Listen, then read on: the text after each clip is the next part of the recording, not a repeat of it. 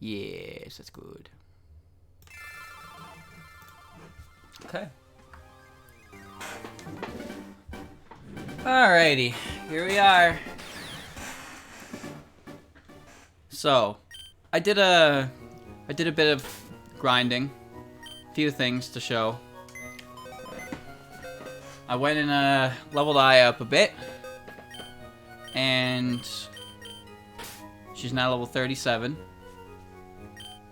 Racing went to level 40 as well, but nothing else really changed for anyone. She learned move, I think. I also, while I was grinding, I found two characters I didn't check yet. So I ran into Kotohime, Dreamheart. Collector, prevents item theft. Underwave Swagger, charge, Dizzy Punch, neat. And I found Mamizo. I like her cry. Careful nature. She's native beast. Wow, she's very special defensive. She had transformed double team fury swipes and nature power. When I first ran into her, I killed her by accident with a wing attack because I was like, okay, I'll just hit her and weaken her. She finds 4 weak to flying. And then she transformed to my Aya and used whirlwind, and I was like, god damn it. So I'm back on Touhou Island because, as I said, I did some things, and I have a couple of UFOs that I can use. So there were some shows in the grass as well. Show has a chance of holding a red UFO.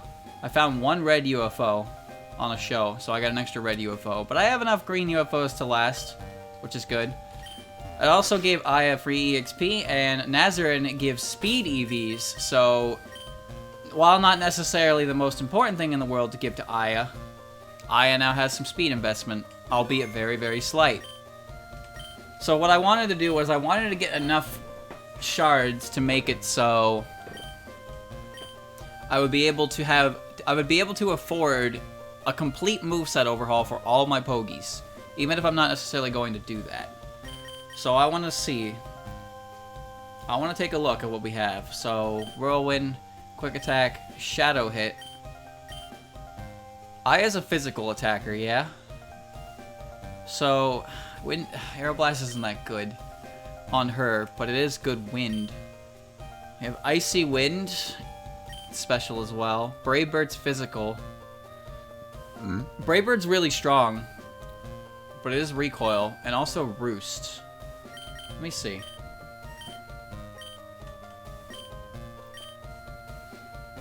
So I have Twister, Wing Attack, Thief, and Detect. So Brave Bird is stronger than Wing Attack, but Wing Attack has flinching shenanigans, which is pretty damn good. Roost wouldn't be bad either. No, I don't think I want Brave Bird. Stop wanting Brave Bird. Yes. I don't want Thief anymore either. Shadow hit. A sneaky hit, which has high critical hit. So that's Shadow Claw. I don't need Ghost exactly, because I have... Well, actually, Ghost types are a bit annoying, because the only thing I have against them is... Dark doesn't work on them. No, I don't think I need to give Aya any moves right now. I mean, I really should. You know what? I'm gonna give her Aeroblast over Twister. Just because it's stronger than Twister, even if they're both special. Because Twister's not very good. Yeah. It gets rid of hazards at least, but it's not needed. So we'll get rid of that. And now Aya has Aeroblast. I know I wanted wind moves, yeah. Well, you could even choose how you want to do the exchange. Okay, 2 greens. So next we'll check out Racing. So Racing has Sonic Boom, which is a steel type special move, which is really good. Shadow Hit as well. Sidewave is not good. Nightmare attacks using a Wicked Nightmare that may put the target to sleep. So that might be just a good move. But she also has Mist Ball, which is high power hard damage. Endeavor's flying. And Psych Up. And Mirror Coat.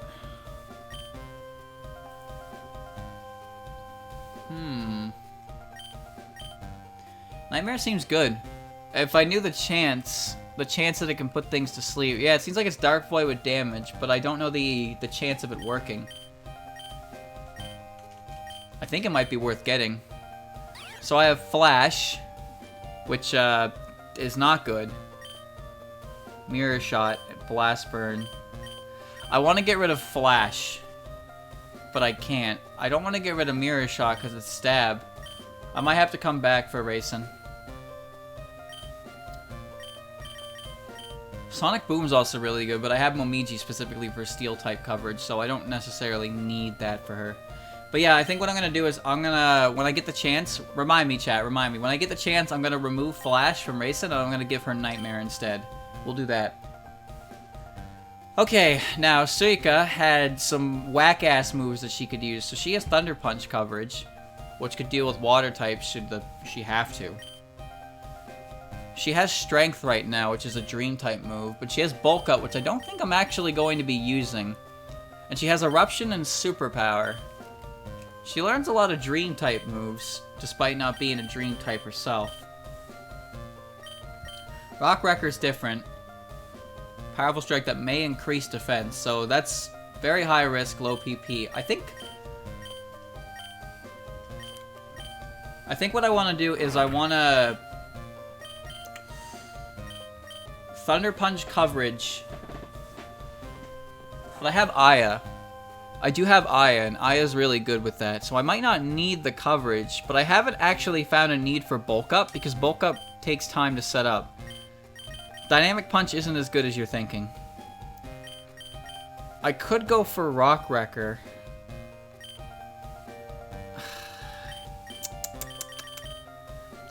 But then there's Eruption. I don't know, chat, what do you think? It seems to me that Thunder Punch is a good move to get. Dream's not good against a lot of things. It's good against Heart, but it's really not worth putting it on. I think Thunder Punch is probably the best bet. Yeah, you know what? I am going to go with Thunder Punch. If I want Bulk Up, I can come back to this guy anyway. But I haven't found a need for Bulk Up yet that I can utilize, because Bulk Up is not a setup moves are hard to work with in this game, because everything is really strong. Okay, take your 2 green UFOs.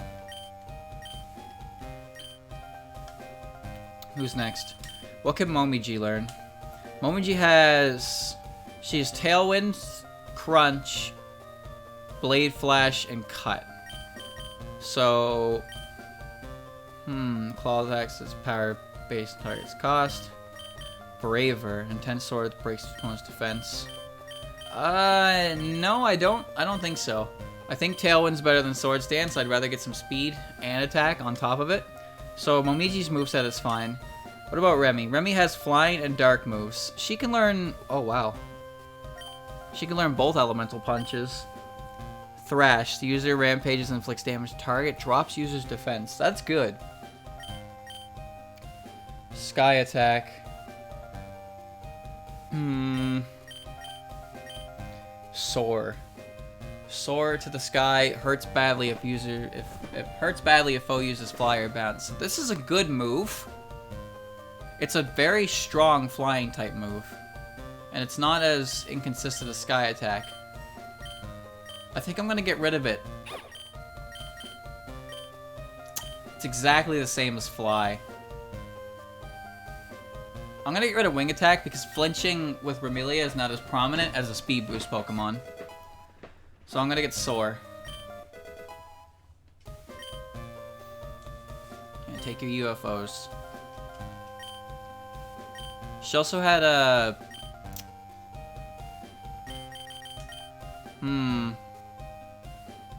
I think I'm gonna get Fire Punch just in case, because sometimes Suika deals with Pokemon that can just kill her instantly. So I'm gonna get Fire Punch as well for coverage over Dark Pulse. Yeah. Yeah, we'll go with Fire Punch just in case I need it, because the only Fire type moves I have are on Suika, and Suika dies to Water. And I can't really afford that sometimes. Alright, now lastly, Suwako had an insane amount of moves she can learn. Really good ones, too. So she has Ice Punch, which doesn't help. Hydro Pump is Hydro Pump. Extra Sensory is Stab. Stab Faith move, because she has Water Faith. So I have Surf, Bounce, Rain Dance, and Mud Slap. So I'm going to get rid of Mud Slap. Okay. She's Extra Sensory now. UFOs, they smell like anger. Anger and annoyance. At least that's what I think they'd smell like. So now we also have Earth Power, which is a really good Earth special move. And Aqua Shower, which is Water Spout. Which seems really good. I'm gonna get Earth Power.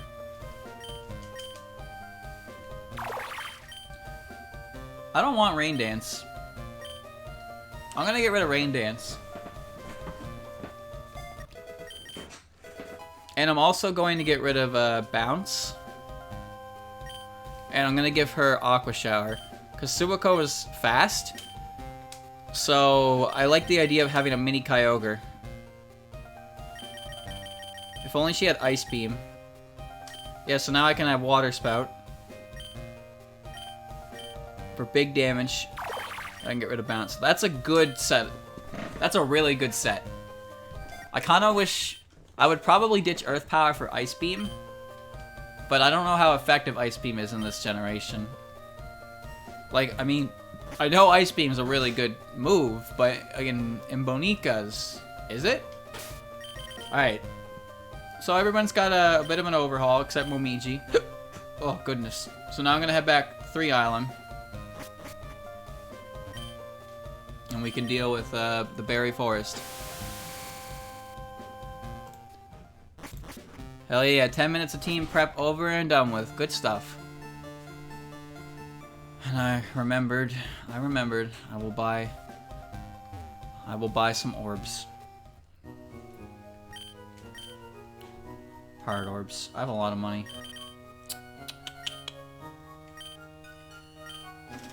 What do you have? 50?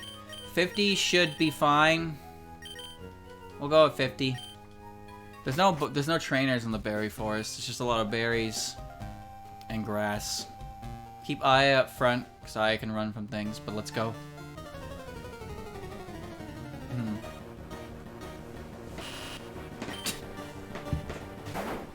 The big bad Buzzbee. I'll probably learn Soar somewhere down the line for Aya. Goodness gracious. So Chad, I was looking at a few things last night. I mentioned this before. But there's a Mario Galaxy Kaizo that looks pretty hard. And it seems the comments on the video showcasing it were like, this game is challenging, but it's not stupid. It doesn't just throw a million enemies at you like an asshole. I'm like, oh, that's appreciated, but it's probably still gonna be really fucking hard. But it sounds good to me because I like Mario Galaxy and I've beaten it a lot of times. So I'm gonna have to do that myself. There's also some other things. There's two versions of Mario Galaxy 2 as well. There's one called Neo Mario Galaxy, which adds a couple more worlds and power-ups to Mario Galaxy 2, which is definitely something I want to check out. And there's another one called Mario Galaxy 2 The New Green Stars, which is essentially, it's Mario Galaxy 2's Green Star portion, but the dev put them in harder to reach spots, more challenging locations, and added green stars to the planets that only had 2. So there's a lot more green stars as a result.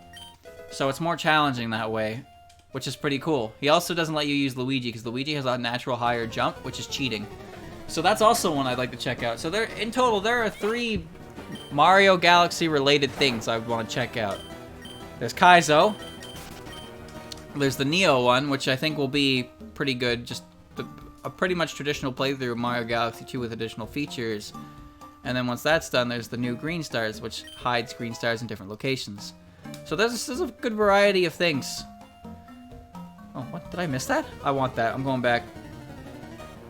I'm going back for that. Oh, my hand's on the speed up button. Don't want to do that.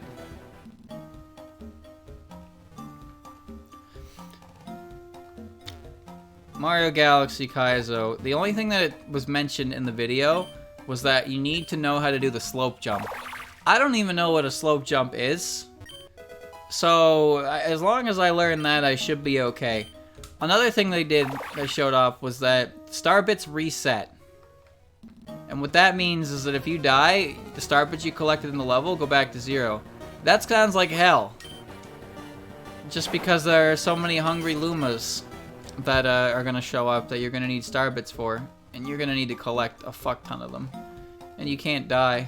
There's going to be all kinds of hard stuff, but I want to try it. I really do. I thought Moko was on this in this forest. I looked for a few more things. Tried looking at Sunshine stuff, but apparently Sunshine's a really difficult game to work on. Even Odyssey has received, Odyssey has been hacked more than Sunshine has, because I don't really know why that is. I think the only working Sunshine, like, modification is you can play the game as Luigi. That's it. That's all I've seen. There's no nothing. Oh, what? Aaron? Ooh. Ooh. Okay. Don't explode.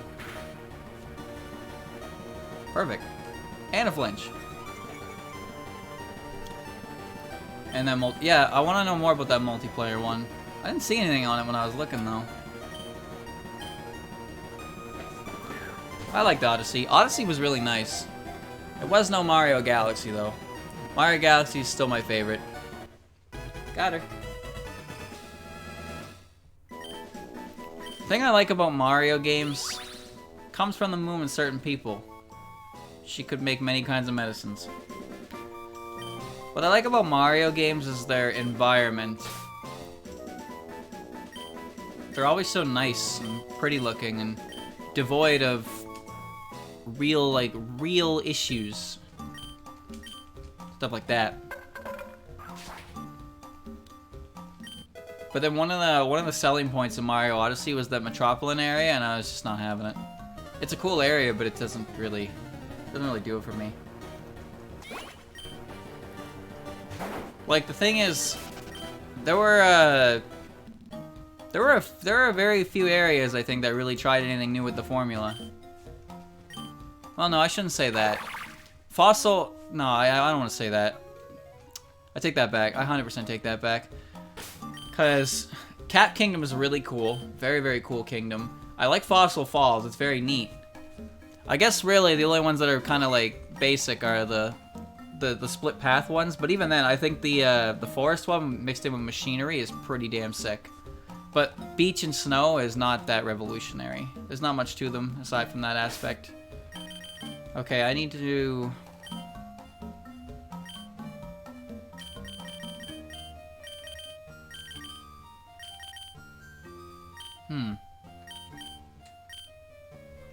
I'm just thinking what I have here.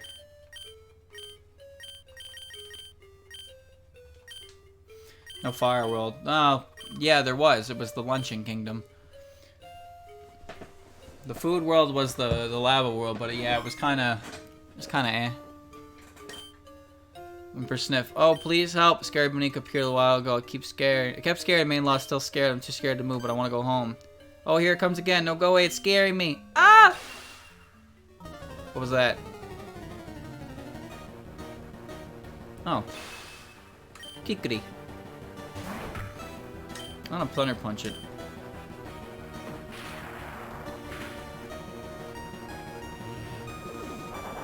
Oh, you can't do that. I'm not asleep.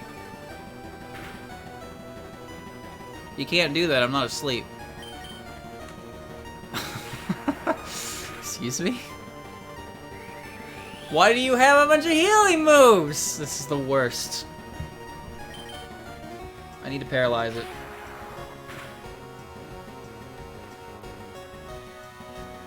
Psychic.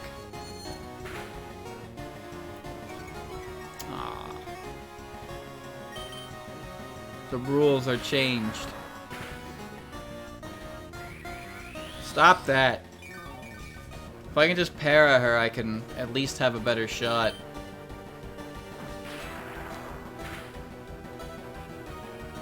Oh, she's mirror coat too.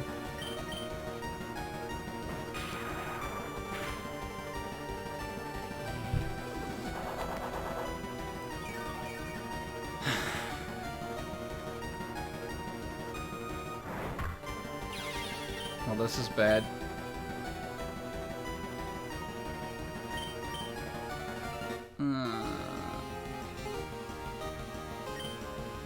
I don't have a way to... I don't have a way to status ailment her anymore. Rayson, you suck! 90% accurate, huh? Alright, sure. Sure. Coolest kingdom in Mario Odyssey was the one that you only explored for a single boss. I'm dead.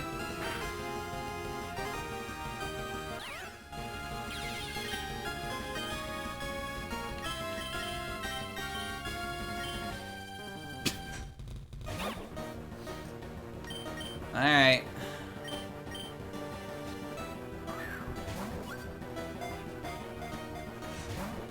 I saw that coming.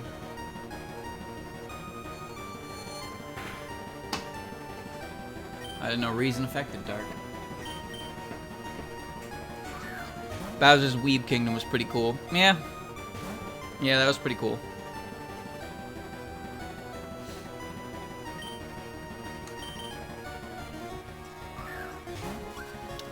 The moon was pretty neat as well, but kind of used to it from Galaxy. Played Galaxy so much.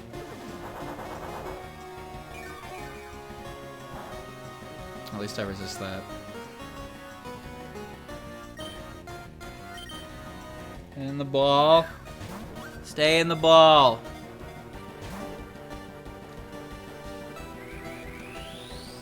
What am I supposed to do when it uses recover? Maybe I'll break its heart.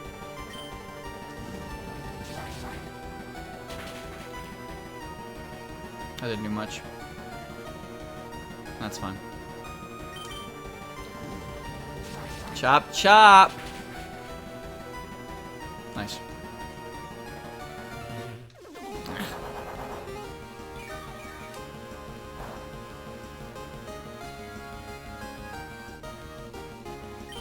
Appreciate Bowser's look in that game, though. He slicks his hair back under his hat. You can't see it, but he did it. But he did it. Come on, you big orb. You're just a big round thing.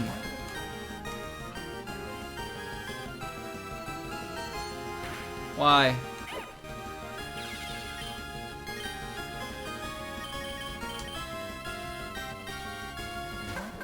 I'm gonna bite it. I wanna hurt it badly.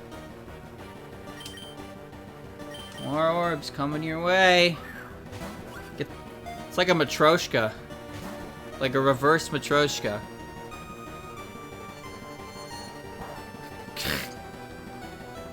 Man, that reminds me. Chat, you ever play a game called Conception 2?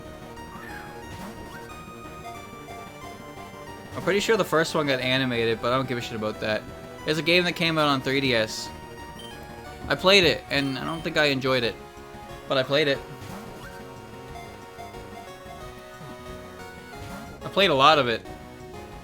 In fact, I played it so much that I did so much extra stuff that I was so blatantly over-prepared for the final boss. And here's the funniest part about the final boss. I couldn't figure out how to beat it, but I was so strong that it's like super bullshit cheat move. Its stupid bullshit cheat move wasn't enough to kill me instantly, so I could keep healing. And eventually the final boss ran out of MP. Oh my god.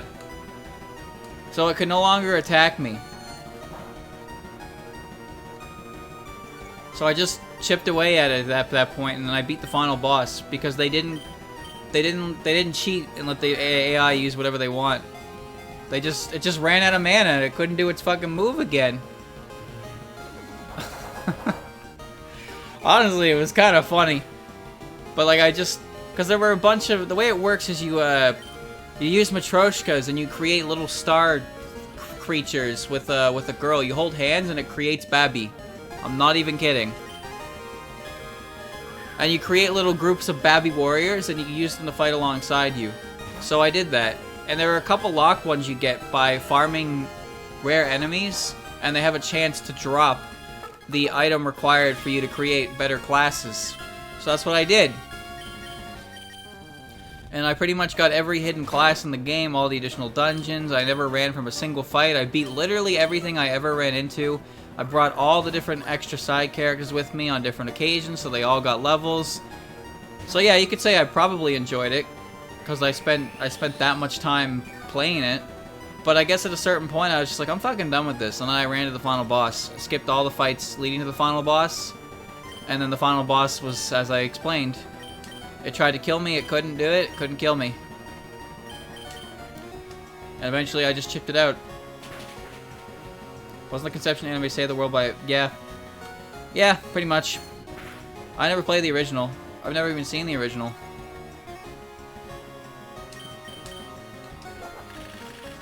I just know that the second one came out on 3DS and it wasn't great.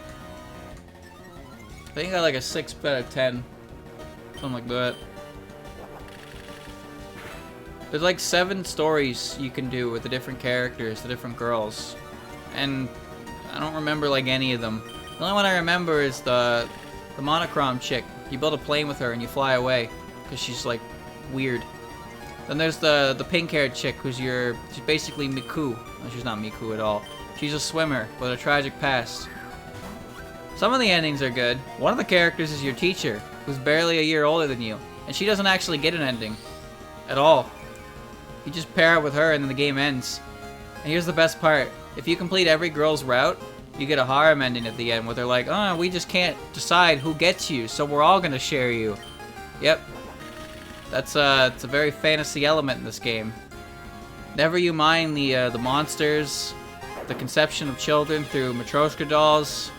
No, it's expecting 7 women to reasonably share one man as their husband with no issue at all.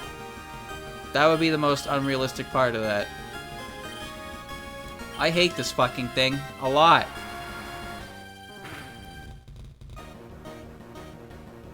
Come on, man.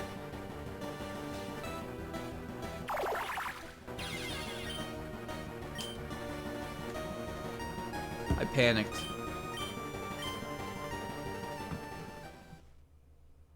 Da da da da da da da da da. Still not sure how to use save states on this thing, nor am I prepared to try it this late in the game. Bullshit. I don't even want the damn thing. Can I kill it, chat? Will I ever get it again? I'll try again.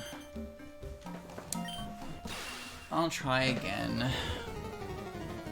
I hate this. I need a para.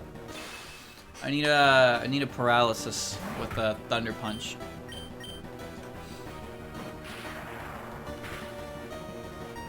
Nice. Yeah, eat my dreams. What if it has an ability that prevents status ailments? Wouldn't that be cool? Now I'm dead.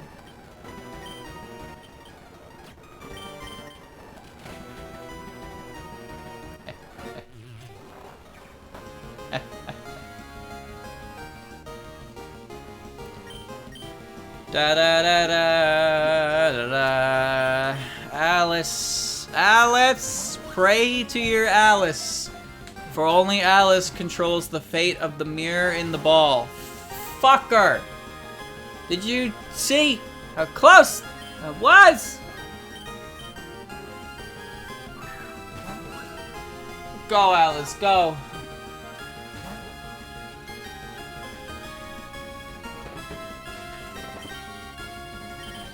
ball. Give me this book. Volcano, book 10. Here we go. Open page 157. But even if you tell me to stop, it doesn't look like these other two are ready to settle down. Good line. Why do I have 12 copies of this book? I didn't know Volcano went that long. Damn. Who's got time to read that?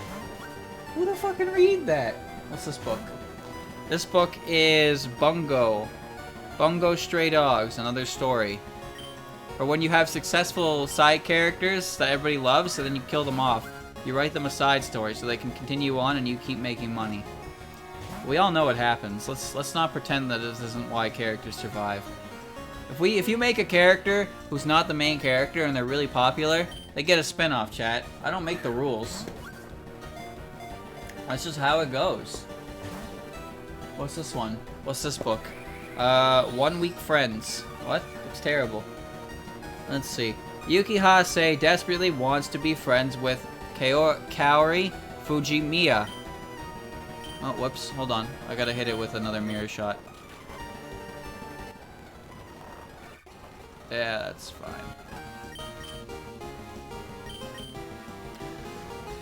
The girl in class who seems to always be alone, just when he thinks they've hit it off, she tells him her secret. Every week, her memories reset. Yuki resolves to befriend her as many times as it takes. But is he prepared for how much it will hurt to be 1 week friends? What? Oh, that sounds fucking tragic. No, I don't want to read that. That's gonna break my heart. No, get that out of here. Oh, no, please. No, thank you. I like my heart where it is. Cold and alone. What's this book? Oh, it's volume 2! God damn it. Why would you write a story like that, author man? That just makes me feel bad. No matter what you do, she'll never remember you. Why do you keep trying?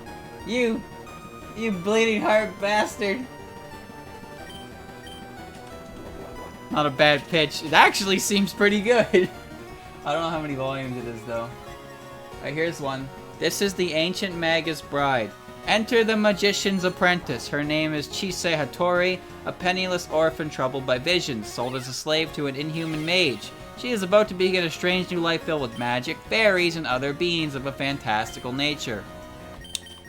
Now, I actually watched some of the ancient Maga's bride, and I thought it wasn't that bad. I didn't finish it, though. But I will say that is one of the weakest sales pitches I've ever seen on the back of a book. Here comes a character. She's a penniless orphan. And she's gonna envelop her life in the world of magic, fairies, and other fantastical creatures. You know what else does that? Every single fucking isekai I've ever seen in my life. I'm just pulling these off the wall next to me.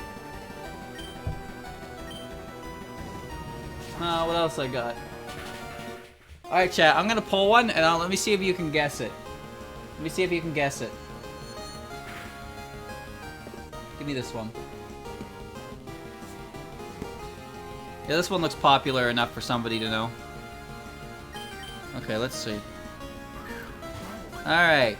Shy Ken Kaneki is thrilled to go on a date with the beautiful Rise, but it turns out that she's only interested in his body. In eating it, that is. When a morally dubious rescue transforms him into the first half-human, half-ghoul hybrid, Ken must survive ghoul turf wars, learn more about ghoul society, and master his new powers. Tokyo Ghoul is correct. Ding ding, we have a winner. Please tell us the sad one. It's called, I'm scared you'll never tell us. I did. I said it was 1 Week Friends. That's what it's called. Alright, I got another one, chat. Let's see if you get this one.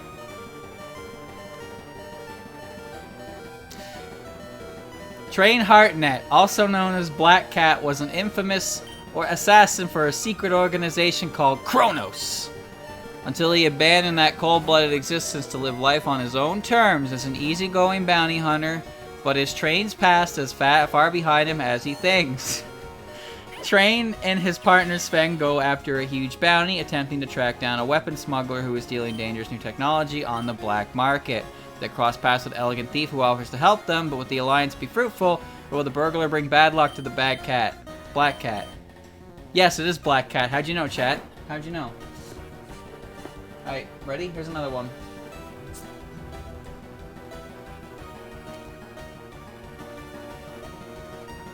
There isn't any. There isn't any on the back of this book. It just has an age 16 plus rating. There's gotta be a blurb somewhere in here.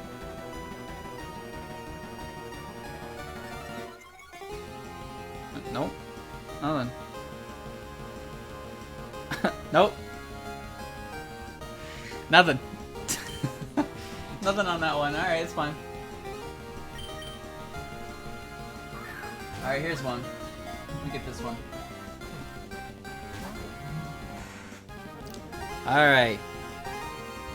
Yoshiko Hanabatake is just your average teenage girl. She hangs out, she goes to school, she doesn't like studying, she's got the usual ambitions, win the lottery, play around all day, and never have any responsibilities.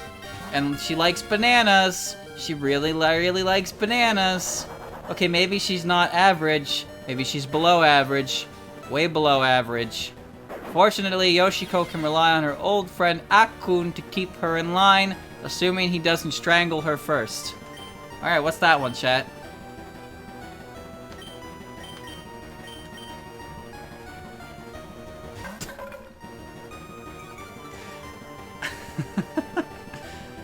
I watched the Lover before I watched Black Cat. I did the other way around. Same illustrator, though. Same character appears in both of them. Sort of. Eve.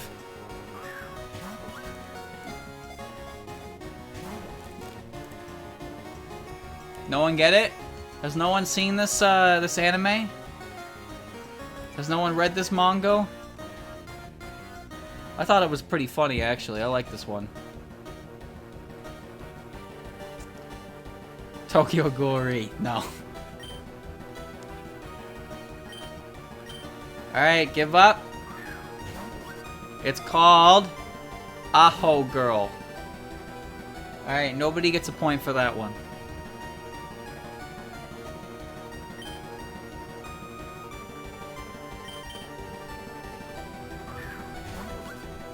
No one gets a point for that one. Alright, let's see what else I got on the wall here.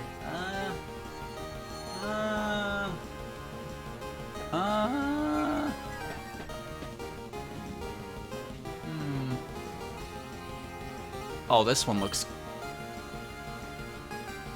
Oh, Yo-Yo guy? Oh, yeah. Good job. Alright, let me see. Oh, here's one. Oh, God. Alright. Innocent country boy Oyamada Kota is about to lose his innocence forever.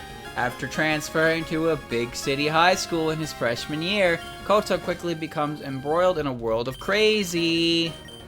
First, a beautiful second-year student named Chizuru hands him a love letter.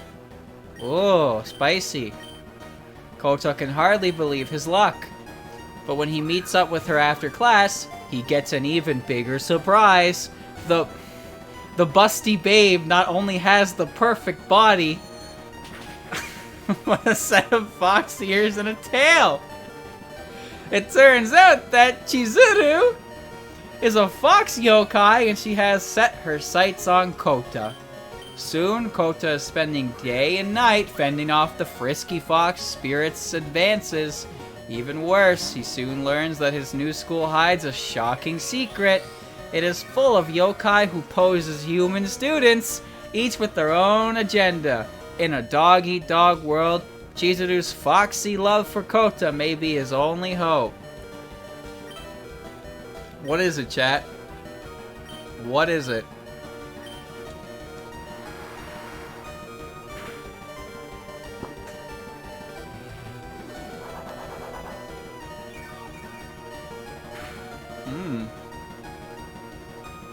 What's this say?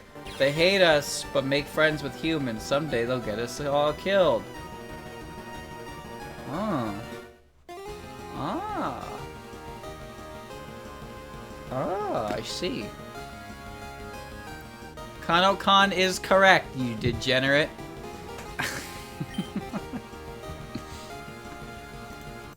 I'm impressed and disappointed.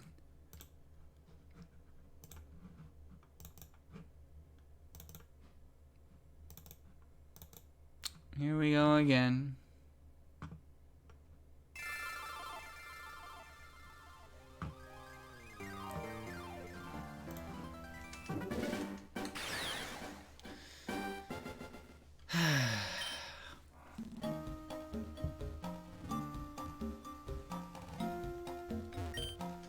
Alright, here we go again. Why do I own this book? I must have bought this book in like 2012. I think I have the complete series. Yeah, I have 9 volumes in an omnibus. Volumes 1 and 2 are together. Volumes 3 and 4, 4 and 5 and 6 and 7 and 9. That must be it. Alright. What else I got on this wall?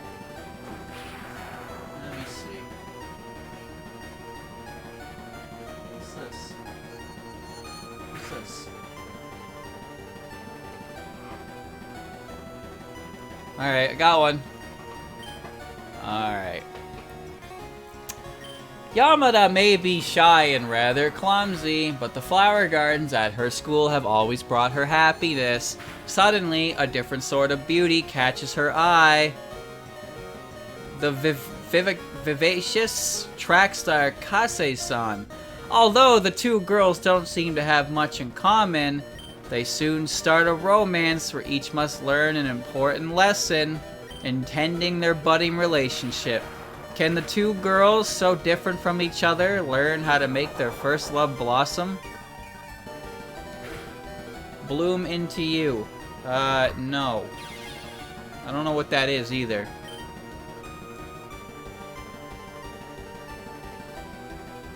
It is Yuri. I know it's Yuri. I can tell. It's not Utena. It's not Bloom into you. I don't know what that is, but you got some explaining to do.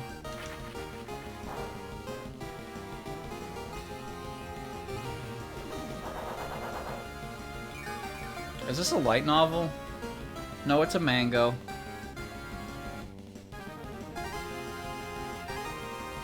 Whoa, she's tall. Damn. Hold up.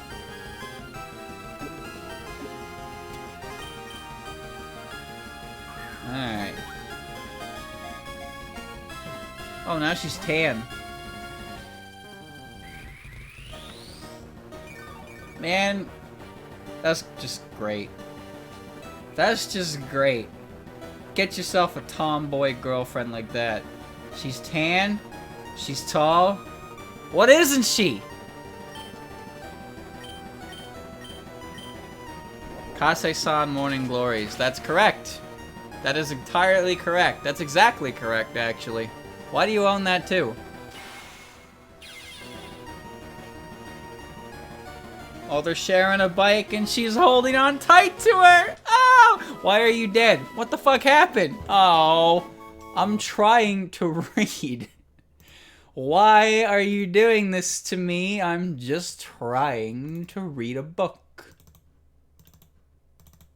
This is gonna be an interesting episode, that's for sure. Oh, she invited her out to karaoke. Oh, but she's depressed and sad. She couldn't sleep last night. She's excited for her date. Oh, how wholesome. Oh, wait, yeah. Holy shit, she's tall. Like, she's standing here with like 7 other girls, and she's like a whole head taller than all of them. Holy Jesus.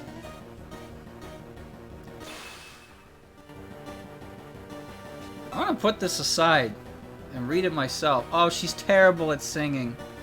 Oh no, she's so bad and they're laughing at her. Now she's embarrassed. No, leave her alone. She tried her best.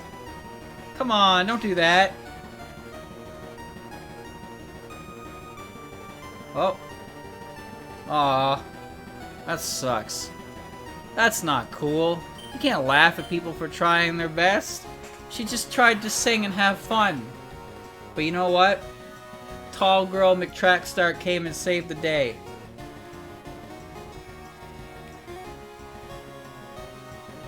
And now, oh, she sings like shit too. But she's singing at the riverbank with her. So she doesn't feel bad. They can be embarrassed together. What a great person.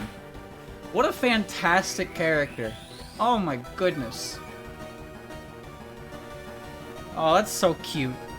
That's fantastic. Oh shit!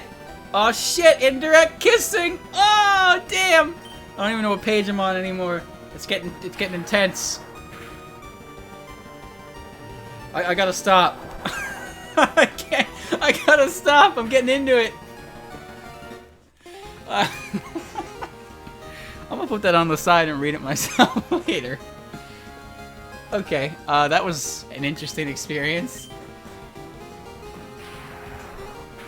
Alright. Let me pull another one down. Where's that weird one? What's this one? Oh, this looks terrible. Oh god, yeah, this one looks like it's a real fucking kicker. Here we go.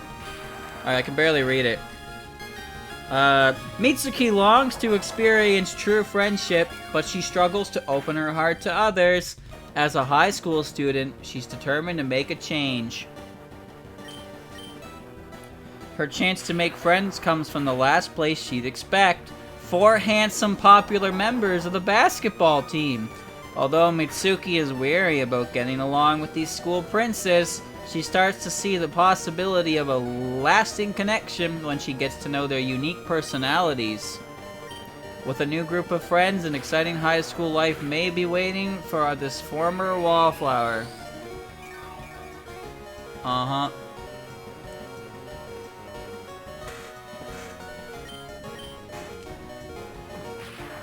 Nope, it's not that.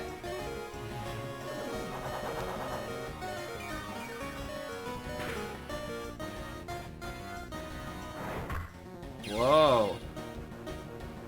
Whoa. Whoa. There's not even art of the girl on the cover or the back. It's just the 4 boys. What the fuck is this? Is the girl cute? I gotta know! Oh, looks like she sucks at basketball. That's not too good. Uh-oh.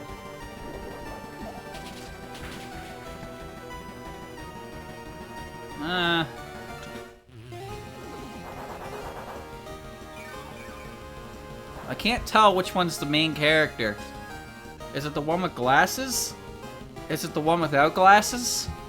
I mean, obviously the main point of this isn't the girl, it's the goddamn boys. I can't tell! Who's the main girl? Oh, Cells at Work is at the back of it. Oh, neat.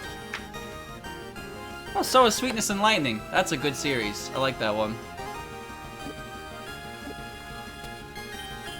It's not Fruits Basket. The girl is probably average looking. You know, average looking girl in Mango translates to 10 out of 10 beauty? You know how this works, right? I mean, have you seen these guys?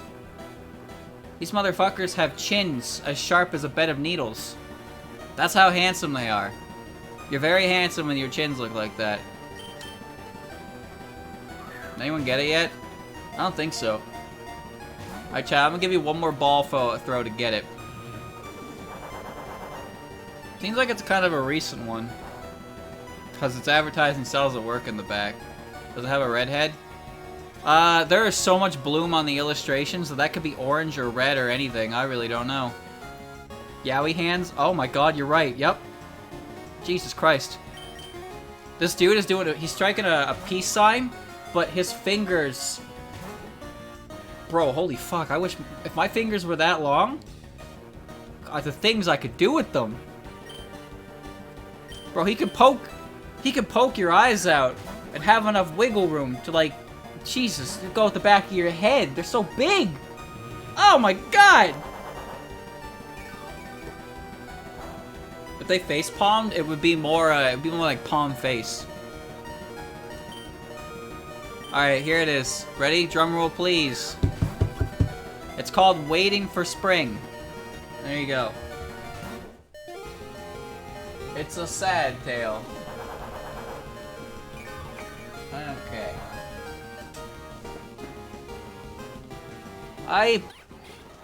I'm still here.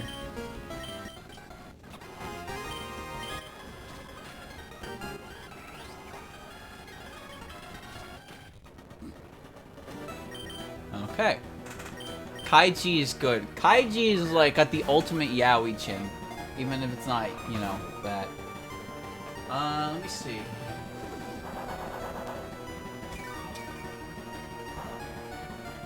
What do we have?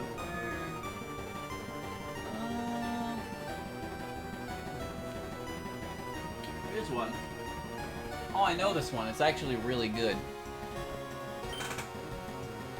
To the eyes of high school student Chiyo Sakura, classmate Umetaro Nozaki, brawny of build and brusque of tongue, is a dreamboat. When Chiyo finally works up the courage to tell Naozaki, how she feels about him, she knows rejection is on the table. But getting recruited as a mangaka's assistant? Never in a million years!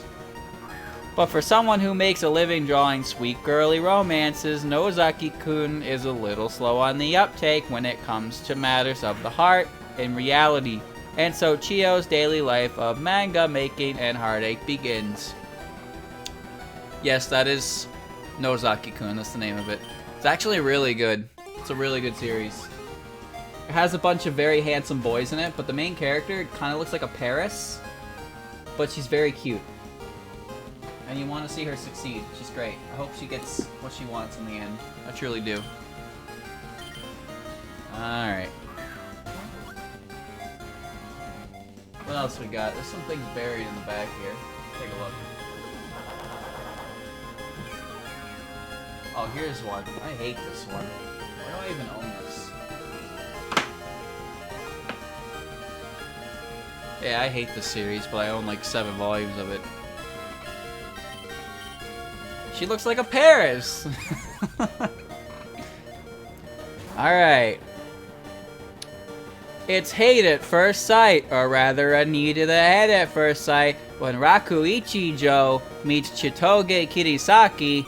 Unfortunately, Raku's gangster father arranges a false love match between Raku and their rival gang leader's daughter, who just so happens to be Chitoge. Raku's searching for his childhood sweetheart from 10 years ago, however, with a pendant around his neck as a memento, but he can't even remember the girl's name or face. Yep, Nisekoi, ding ding. Because I bought this back when Nisekoi was interesting. Guess what happened to Nisekoi? I'll give you 3 guesses. Fucked up. Terrible. I hate it now. It's bad. You know what the ending is, chat? You probably don't. I won't tell you. I'm not going to tell you what the ending is, but you can imagine it's exactly the kind of schlock that you don't subscribe to. Oh, you know what that reminds me of, chat? Hey, do I have it here? I don't think I do. Chat, there's a series called... It starts with an O. It starts with an O. It's not Orimo. It's like Oshimo? Oshiro? It's one of those really long named series that got a bridge to like a name. But the main character, is a, he's studying to be a doctor. Help me out here, chat. Help me out here. So the main character is studying to become a doctor, and the other 2 characters are his short orange-haired friend, and this rich white-haired girl. I don't remember their names at all. I think the main character's name is Kenta. I don't remember though. Welcome, Dev. I've been spending the last hour or so reading the synopsis of various mangas and light novels on the side of my wall here, while trying to catch this abomination of a Pokemon you've created, which has Recover and Dream Eater, and apparently is unafflicted by all forms of status moves. It's not not a great time.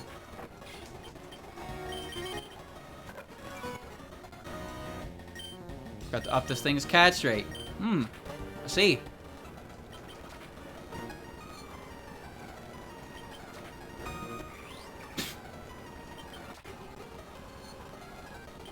Thank you, Demo, for giving this up. Alright. Back to it. Okay, so here's how this show works. I'm gonna spoil it for you, chat, because it's absolute garbage poopy butts. I think it's Ori Monogatari. Let me see. Ori Monogatari. No, that's My Love Story. That's good. That's a good one. I like that one. The one I'm thinking of is, it's not. The main character is studying to be Dr. Man. I think his name's Kenta. It starts with an O, though.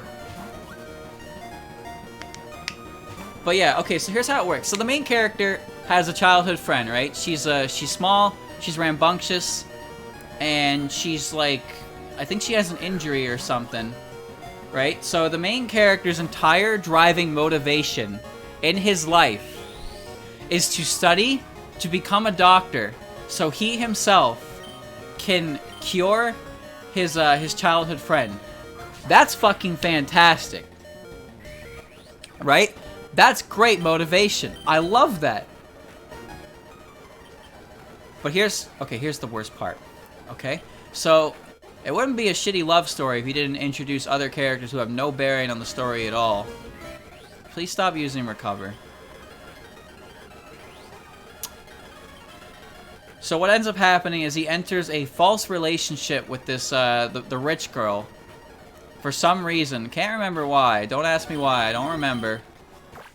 And the childhood friend girl just doesn't understand why herself. And I'm dead.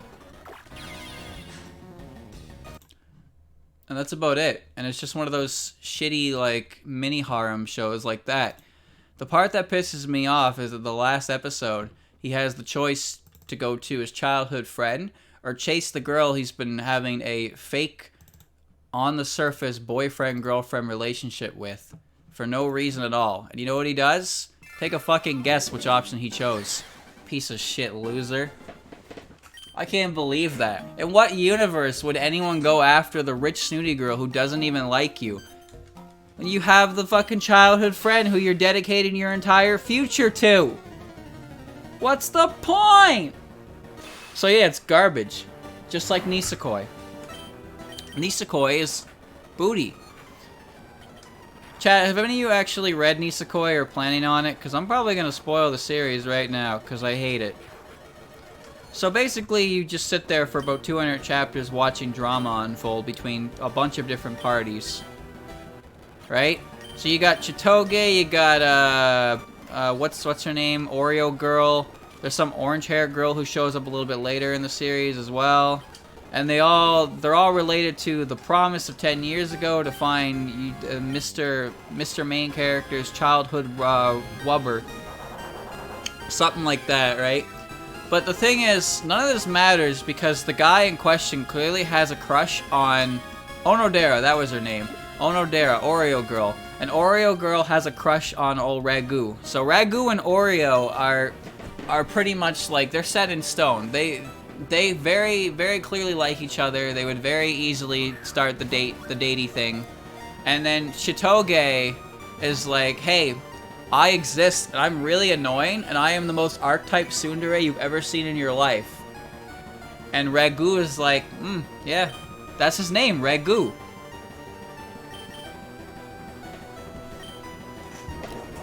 And guess what happens, chat? We basically go through a bunch of different interactions with old Ragu and his entourage of girly girls that may or may not be the promised girl, when it's pretty clear that doesn't really matter at all. That doesn't matter at all because he clearly is crushing on Oreo. So why would he even, like, why would the promise of 10 years ago even matter at that point when he's clearly crushing on the girl right there? So why doesn't he just do it, right? Well, here's the best fucking part, chat. Here's the best part. I never read the ending, but I heard that by the end of it, he chose. Here comes the spoiler. Uh-oh, here it comes. He chose the blonde girl.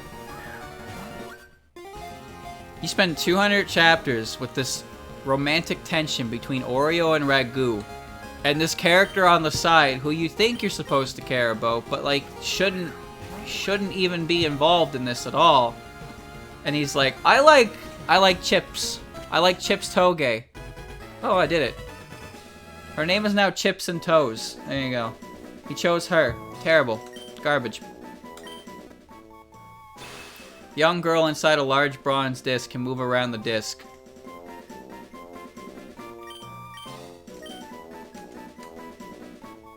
Chips Hoagie. Yeah. Oh, that was so scary. Thank you. Lost Elle came to pick up some fruits. You can have this. Shellac fruit. Oh, that's good. What's your name, kid? So I can go to my daddy's house. Okay, let's go home. How long did that take? Give or take an hour. Daddy! I'm okay, Dad.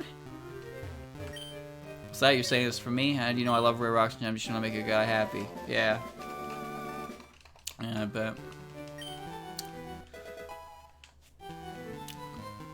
Rainbow shard. Oh, what the fuck?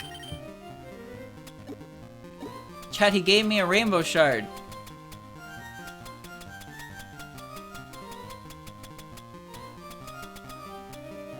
A peculiar, a fragment rainbow. I mean, no one can use it because they're already evolved. Well, what do I do? What do I give to that? I got one of those. That's pretty cool. No, I'm not gonna worry about Moko because I already have a fire type. I don't know what Moko's types are either. I don't even know who to replace at this point. Advent evolutions. Let's get Aventurno then. Sounds good. What am I gonna replace for Moko? Moko's gonna be a fire type who dies to the same shit Suika dies to.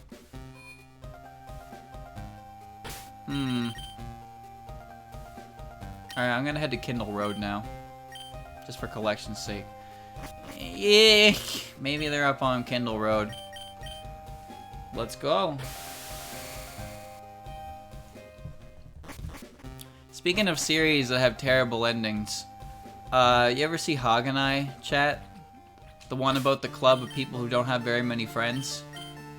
There's the blonde lady who's super attractive, so nobody likes her for that reason. There's Sora, the pretty black-haired lady who's a bitch, so no one likes her. The guy whose head is dirty blonde, so everybody thinks he's a punk, so nobody likes him. The character who I still am not sure if they're male or female, that character. There's the scientist who's a gigantic pervert and wonders why people don't like her. Yep. There's the main character's little sister who dresses up like a chuny. I don't know, I think she's actually popular though. And then there's the nun who talks about poop a lot. A very interesting, colorful cast of characters for sure. Good. Here's the thing about that series. It's actually not bad. It's pretty silly. And the way it's written with the light novel actually kind of makes sense. It does something really unique in that it utilizes the way a light novel is written to further its story. So basically, the point of the point of view of the story is done by the main character, right? And the main character repeats a lot of lines. Like in the anime, he'll always be like, "Oh, did you say something? I didn't catch that. What was that?" So he always has that that very obvious trope where it's like, "Oh, they said something important. The main character didn't hear them, and they're not gonna bother repeating it." Shit like that. But what actually is the case is because the book itself is written from the perspective of the main character, it doesn't make sense that the main character isn't hearing these things because he's writing them down. And that becomes a big point at the end of the second season, where the main character is forced to acknowledge that he has heard all these things. He's hearing all these different things that the characters are saying, but he's refusing to acknowledge them because he doesn't want things to change.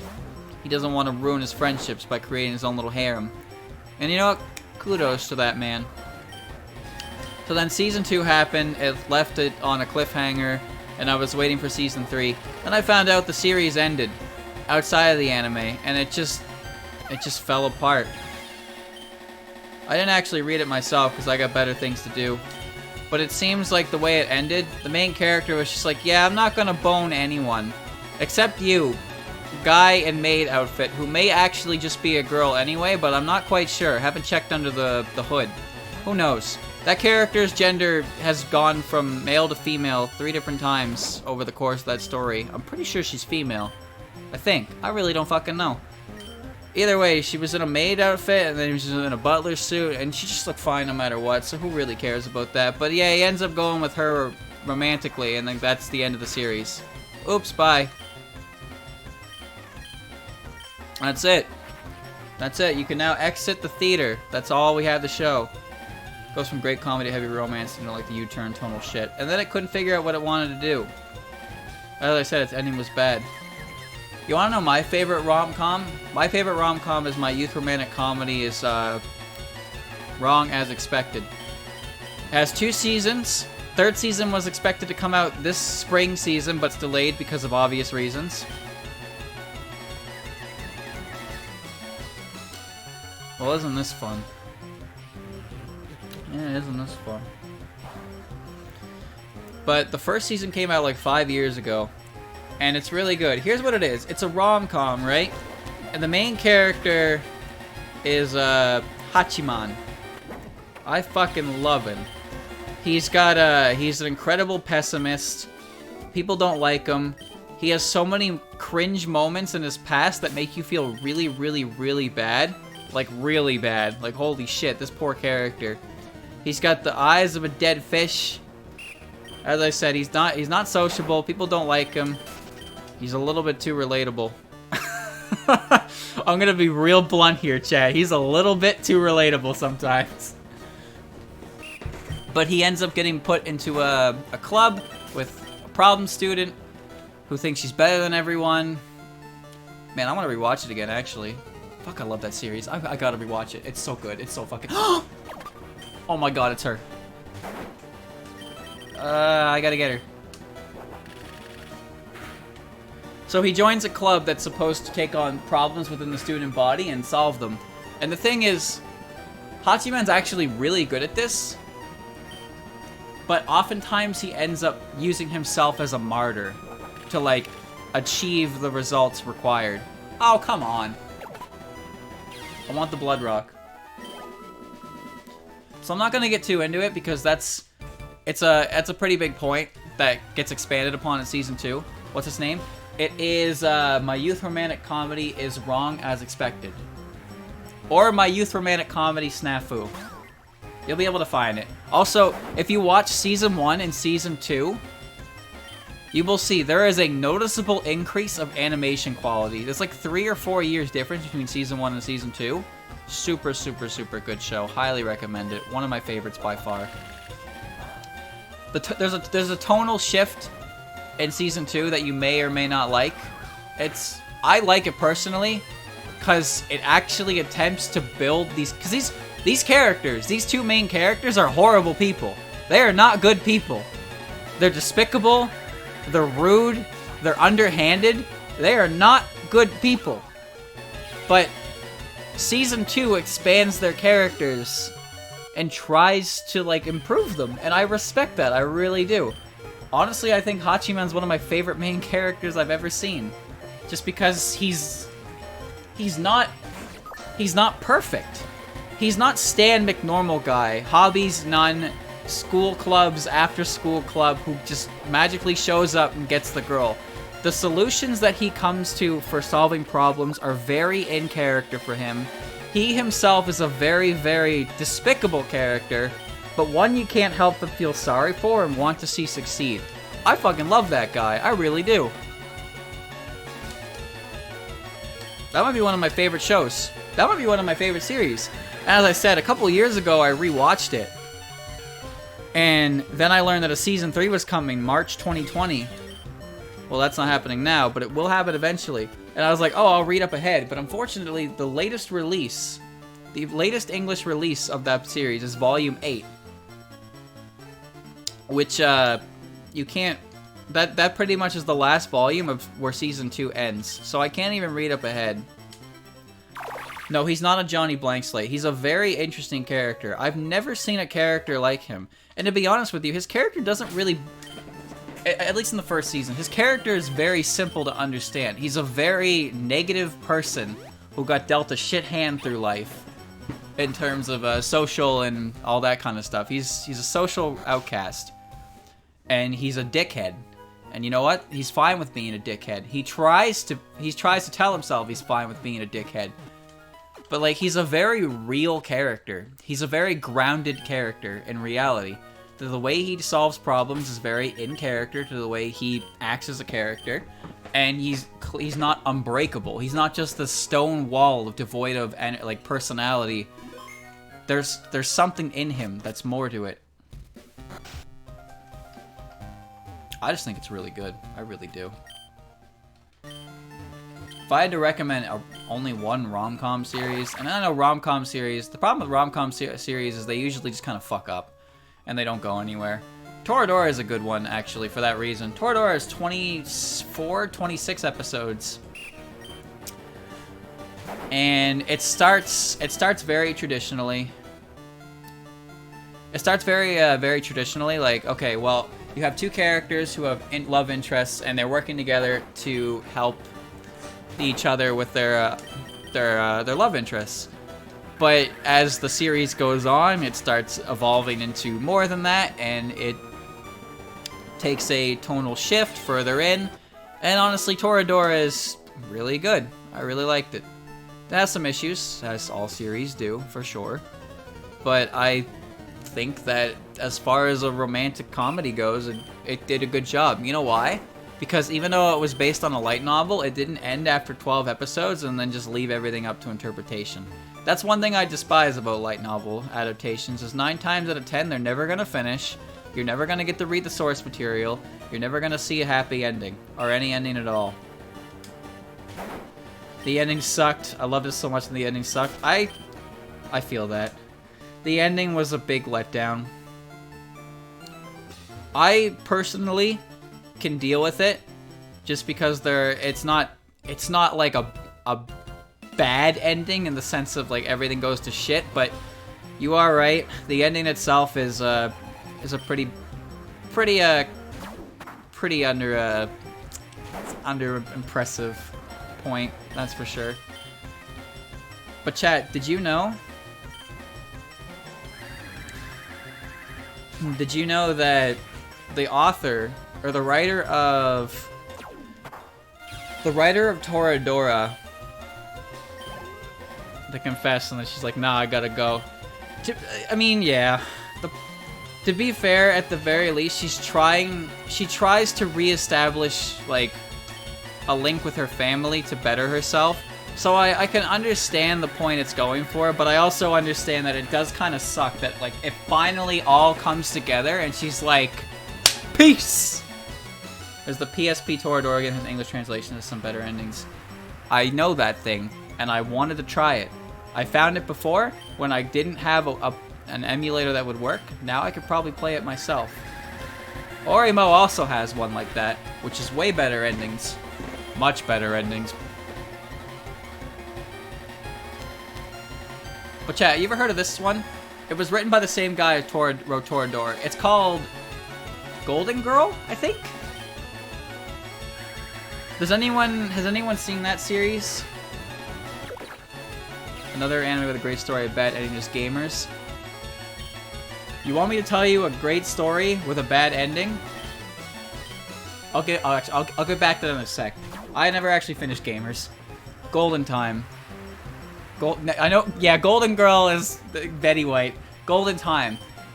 It's like, it's a college romance story with a main character who seems to have memory loss, and the love interest is some full of herself snobby rich girl.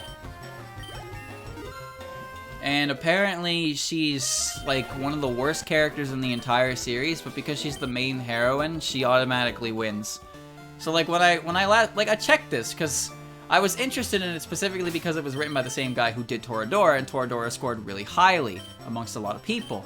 But then when I checked the Mal review, I know, take it with a grain of salt, the Mal review is not the written word of God. The Mal review was like 6.3 or something. It was low. And I was like, why is it so low? Isn't it the same guy who made Toradora? And they're like, the main character is fucking painful. Like, I hate her. Every other character that shows up in the story is infinitely a better character than her. And you know what? The thing about Toradora is all three of those girls are interesting in their own rights. There's no definitive answer. I like all three of them. I think all three of them have good characters. So any one of them is fine. But when you have a character who's so blatantly not great, but they're the main character? Uh-oh. Also, I'm pretty sure Taiga revolutionized the short tsundere. The very violent short tsundere. Also, I think Ryuji's a cool character. Betty White playing Taiga just sound amazing. Yeah. I've watched the series a few times. I think my favorite character, I can't remember her name. Red-haired girl. I really like red-haired girl. I like blue-haired girl too, but I can't remember their names. I think they're good characters. Red-haired girl starts as like just essentially like comic relief, but she really grows into her own character, and she's very, very cool to watch. I feel like blue-haired character. Can't remember her fucking name. Blue-haired girl character. She's good, but most of her personality boils down to her getting mad at at red-haired girl for being dishonest with herself, which is fine to have a voice of reason in that sense, but like I wish a little more character happened to her. Blue hair is Ami. Can't remember red. Was it Minori? I'm gonna assume it's Minori, just based on what I'm being told in chat. Dora. It's Toradora. But anyway, back on point. Another anime that dropped the ball was Akame ga Kill Mango. Saw the main character live. The anime saw him do. I heard that Akame ga Kill was just everyone dies, the anime, and that got... I don't know if people like that or not. But I was gonna say, chat, an example of a show that was really good that had a shit ending, School Rumble.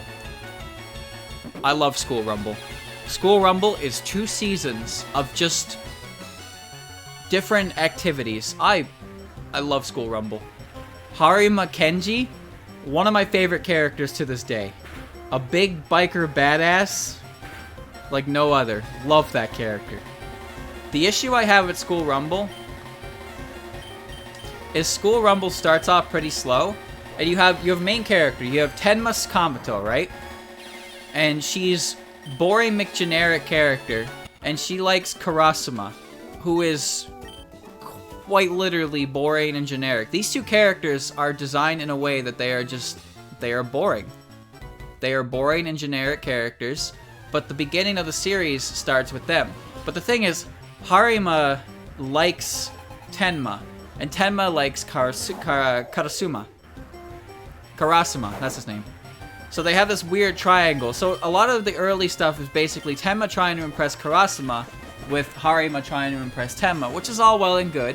But as the story goes on, more characters get more story, more characters interact and meet through different stories. Harima goes through like 17 different character arcs that just make him one of the greatest characters I've ever seen. His shenanigans get him involved with a bunch of other characters in the show that he ends up getting along with, but he only has eyes for Tenma. He only likes Tenma. And it's great, because characters start to like him more. You get to explore different relationships between other characters. Eventually, pretty much the entire class has character. Like, everyone in the class is a character in the universe, and you will see different stories with them. Granted, I don't like every character. I don't like I don't like Lala, and I don't like the dude who is always involved with Lala. I think he's fucking annoying. I think his name's Ichijo. No, that's the girl. That's the wrestler girl. I don't like his ones. But here's what happens. So the way it ends is we get through the second season. Then there's a bunch of other stuff that happens. There's some character drama, as you'd expect, which is pretty fine. That's good. It's good development for the characters. And then we get School Rumble Final, which is a 3-episode OVA for the final chapter. The final chapter is Karasuma goes to a hospital because he's sick or something like that. And everyone, like, goes to see what's going on or something. Harima's on a bike and he chases, and they find out Karasuma's got some brain injuries and he's not gonna, like, get healthy. So he's gonna spend the rest of his life in a hospital bed. And Tenma's like, I'm gonna stay here with him because I love him. And he's like, cool, thanks. And Harima's like, damn, that kind of sucks. And at this point in the story, Harima has... Oh my god, let me tell you. Harima has gotten in good graces with some of the greatest characters in that show. Alright? He doesn't... Tenma is garbage. Garbage character. He doesn't need Tenma. No one would need Tenma. Tenma is such an annoyingly useless character who does nothing. There's nothing about her that's interesting. Pretty much every plotline ignores her completely after a while because she only exists to be a misunderstanding for Harima. But if Harima is such a great character, it's annoying that all his motivations root from this boring-ass character. So she has to exist just for the sake of him acting. But yeah, she confesses her love to Karasuma. Karasuma's got brain damage. And he's like, alright, I'm leaving now. And he leaves high school and he travels the world on his motorcycle. The end. That's the end. I was so upset. I was trying so hard to cope with that ending when I watched it. Because I was like, oh, it's not that bad. It's not that bad, right?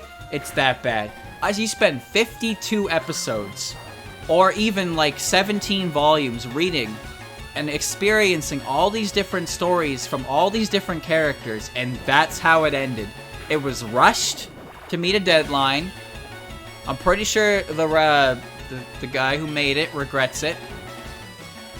So that's all there is. That's just it. It really sucks. Really, really, really sucks. However, there was a spin-off series called School Rumble Z that had a frame. It had a single image of Harima from the future with a girl with a babu. That is what that's the ending I'm going with, alright? That's the ending I'm going with. The happy ending where Harima doesn't need Tenma. He can be happy with another girl because Tenma is a boring character anyway. There you go. I made my own fucking happy ending. Sometimes you gotta do it. Sometimes you gotta do it yourself.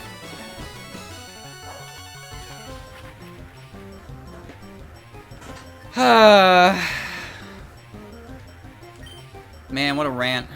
What a rant. What a rant. I told you, Chad. I'm a fucking weeb. I got sore. I'm gonna detect. I don't need it. I'm a weeb. A lot of these series I really like, and it really sucks when they have such bad endings. Chrono Crusade somehow managed to emotionally obliterate me twice with 2 different endings because the anime got ahead of the manga. I know that show. I was reading it or watching it, but I never finished it. I heard it was good though. It has one of my favorite endings, like, ever. Like, usually I don't like the endings at all. They're not that as good as the openings. But the ending, Sayonara Solitaire. Look it up. It's really, really, really good. Sayonara Solitaire. It's one of the best endings I've ever heard for an anime. Both endings were good, but goddamn do they hurt. Shit. I might get back to it someday. Don't spoil it. I have an inkling of what happens, but I'd rather not get spoilers.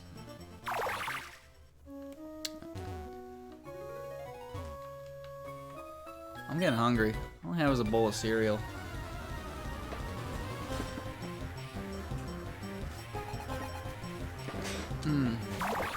Everyone loves Jobos.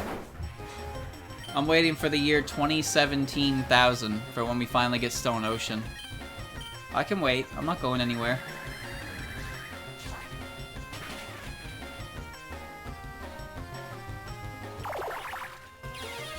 time to cry because map making sucks. Map making can be fun, just not if it's incredibly tile heavy and differentiating. Don't you like making water routes? 1 tile of water, 2 tile of water, 3 tile of water?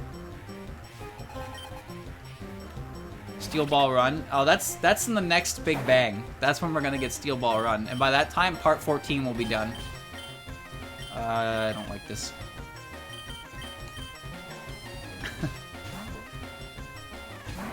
JoJo's is great because it doesn't try to be anything it isn't. It just is what it is. I fucking love that show. It's so stupid. JoJo's is really dumb. And also, it has a lot of cultural influence. There are a lot of JoJo's references in different things. Like Touhou. Touhou's got a bunch of JoJo references in it.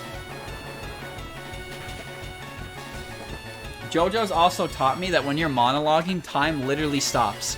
Even when time has stopped, if you're monologuing, time will actually completely stop.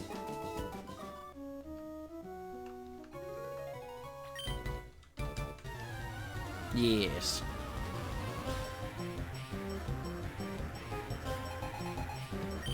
Hold on, chat. Let me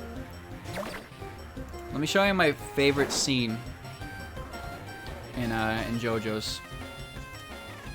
I have it right here. Hold on, let me get it.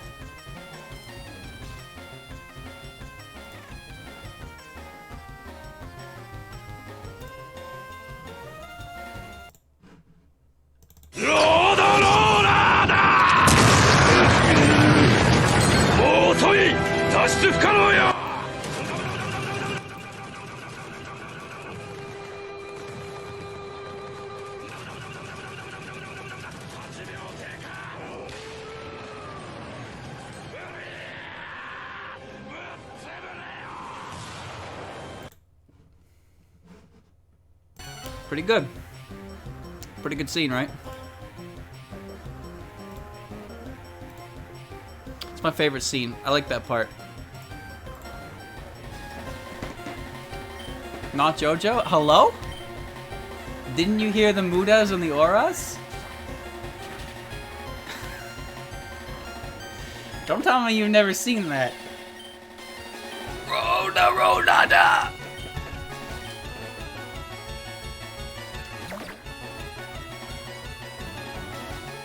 If you're wondering what the actual show was, it's non-Biori. It's a very relaxing anime that takes place in the Japanese countryside. The main characters are Renge, the little girl there you saw, purple hair. She's great. Hotaru, a very tall 5th grader. Komachi, I think? I can't remember her full name. But then there are 2 sisters who are in grade 7 and 8. It's like a joint. And it's just a bunch of little daily life adventures with them in the countryside. And it's very, very, very relaxing. There's 2 seasons as well. It's worth checking. It really is.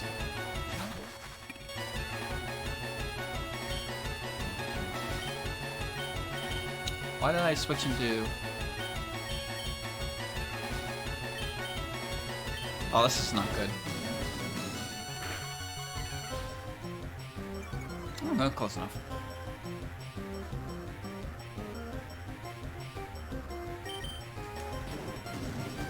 That'll finish it. Nice. Jaku! Get slammed, baby. More Hinas. More Hinas. I don't... Suiko is a really high level now. Earth. Yeah, just Suiko. I'll just say Suiko.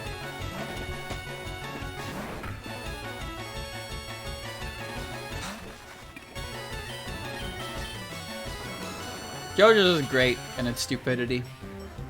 It's one of those things that, yeah, if you, it's very easy to get completely ruined by the fan base because, well, I mean, look at Undertale. Sometimes the fan base are not the greatest people to hang out with, that's for sure. I think JoJo memes are funny, and I think the show itself is entertaining and pretty cool. My last Emerald Splash! Vacuuming! It's pretty great. It's pretty gay. Pretty, yeah, no, what I said was correct. It's pretty gay. It's also pretty great. I need to go heal, don't I? The further in you go, the more flamboyant it gets. Mount Ember. Okay, here we are.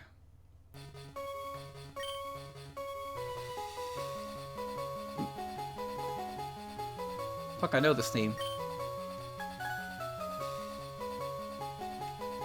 Whose theme is this? This is from PC98, isn't it?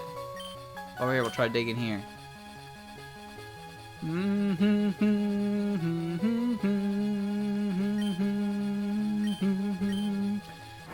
I know the theme.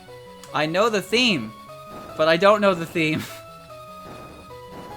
It's from Lotus Land? I don't know, but I recognize the beat. I 100% got the beat. You know, caves form inside volcanoes. I don't think I want to walk around in a cave on the side of a volcano. Seems kind of dangerous. Ooh, that's a high level. Big Nazarene. You're alive?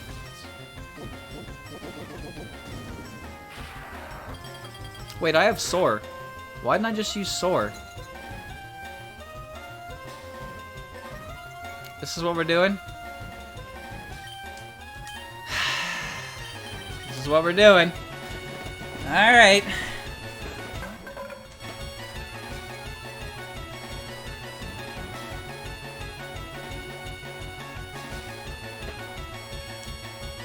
%.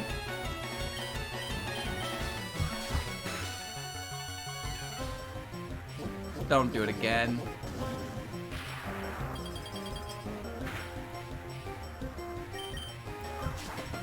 I'm going to ask you to cease. Alright. Technical Nazarene. Oh, more big Nazarenes. Alright, Remy, you're coming up.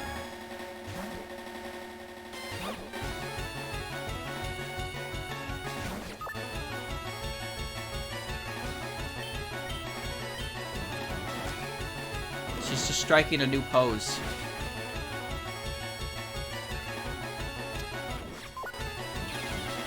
Wasn't that just Sky Uppercut? It looked like Sky Uppercut. Technical show. I know what this one is. It's, Beast Faith. Beast Faith, Beast Faith. Flying, still weak to flying, still weak to flying. Yeah. Soar! Roar! Big rats. Big show.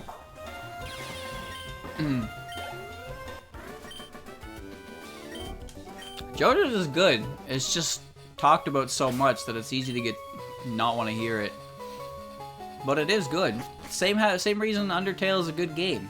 Undertale is a good game. It's a good experience, but it's been bastardized by people who have decided you can only play the game the way they want you to play it. It's one of those things. You're frozen. JoJo is good until Jotaro. Well, see, that's a hot take. Personally, my favorite part is part 2.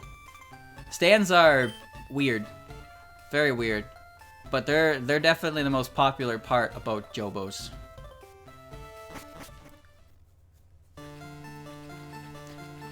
Part 1 is not terrible. It's just really slow to start.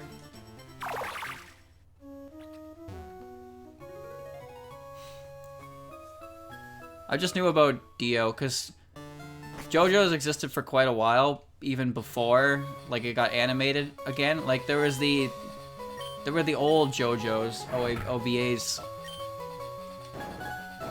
old-timey Jotaro and Dio. I don't know when exactly when part 1 was animated, but I'm pretty sure that the series has gone on, or is at least at part 5 or 6 at that point. I like part 5. I like part 4. Part 4 is probably my least favorite, to be honest with you.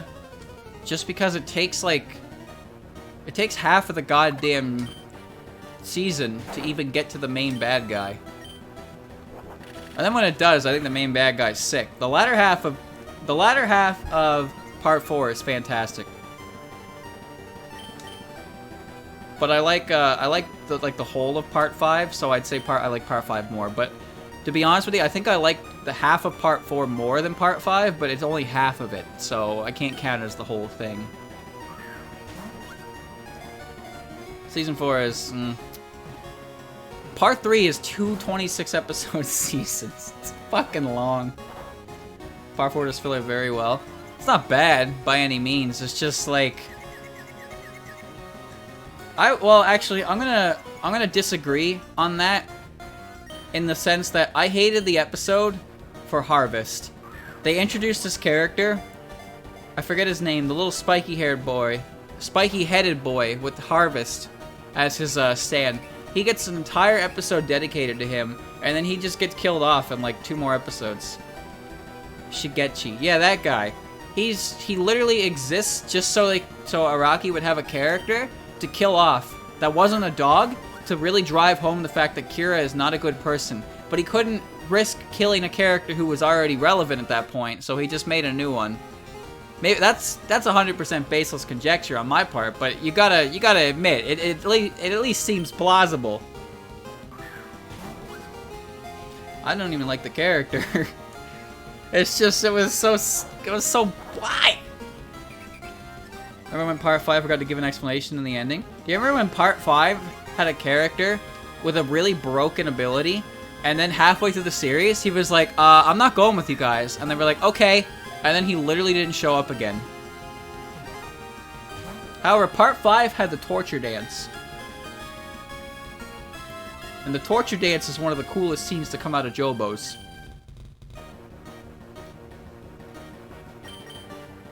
I believe he was introduced so they could get the ball rolling and have a reason to get everyone to start searching for Kira. Well, yeah, but that just solidifies my point, is that he only existed to create a character that would existed purely to die off. But they couldn't use a character who already existed, so they had to make one. But they had to make one that had a little more emotional attachment than just a random background character. The story behind that is Araki was depressed and he wanted to make Fugo a traitor, but he put that to the side because it was too personal for him. Oof. So that's how it was. I assumed he just got retconned because his Stan's ability was so incredibly broken that it was impossible to deal with. But yeah, Fugo just kind of disappeared from the entire series. He barely did anything, too. Fugo got his own novel after that? Did he? Huh. I didn't know that. Can you stay in the ball, Tenchi?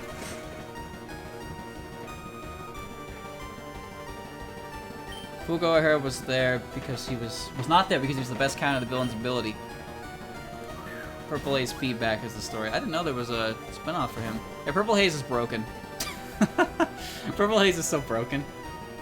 King Crimson is hilariously broken too. I also like how King Crimson is perpetually pissed off forever. Whenever you see King Crimson's face, it just looks like King Crimson's face.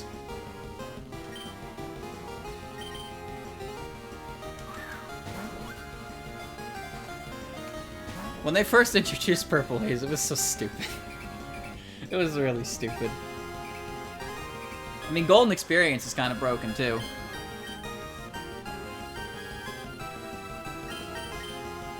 The debunking Araki forgot series. I've seen that appear on my recommended a few times. His Stan has the ability to shoot out a projectile, it just hits the wall and kill anything. Yeah, it's just poison. It's literally just poison. So even if you punch it, it'll create poison around you, and if you breathe it in, you die in seconds. The only person who could reasonably beat that, I think, was Jirno, because Jirno created a snake out of the venom to create an antidote to it. Tenchi is the eldest daughter of the Hinanai clan who resides in heaven. She sure is. Alright, I have blood for the blood rock. 10 pointo. Yeah. Tenchi. Rock Girl is earth. I don't need an earth type. She'd also be physical too. Tenchi or Tenko. Tenchi. Broken heart, but I become tougher. Chat, what's your favorite stand in the current JoJo's animated lore? Because I don't know any of them that happen in the new ones.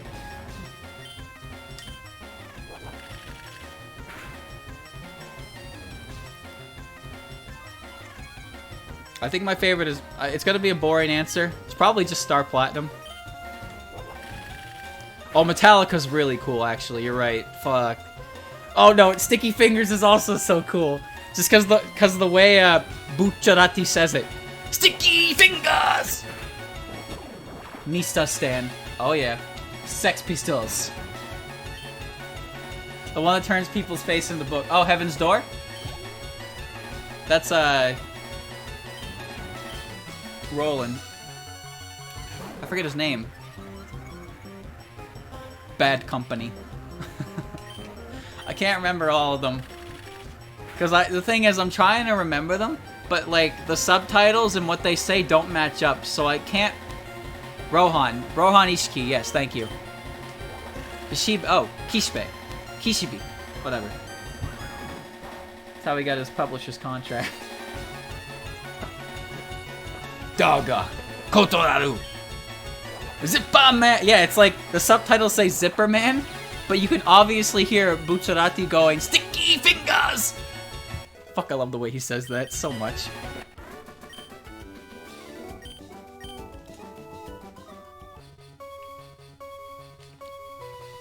An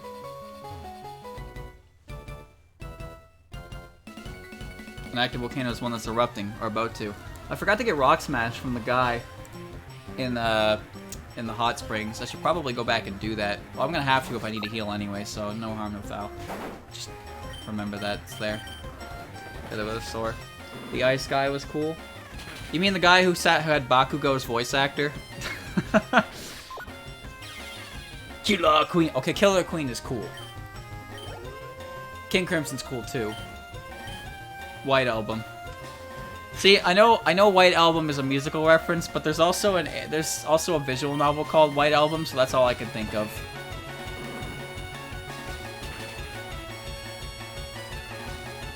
I know there's a stand in like part 7, I think, and it's D4C, Dirty Deeds Done Dirt Cheap, but they changed it. The localized name is actually really great. I can't remember what it is though. It's like a heinous acts at affordable prices or something like that. I can't remember the exact translation they went with it, but it was really fucking good. Oh, Worst Company. I fucking love Worst Company, yeah. He just says Bad Company and then it's just Worst Company. Filthy acts at a reasonable price. Yeah, that's such a good name. Dirty Deeds Done Dirt Cheap. Filthy acts at a reasonable price. At least people are having fun with that. People are having fun with that one. Dirty Deeds Done Dirt Cheap. Love it. I'm gonna go back and heal. And get Rock Smash while I'm at it.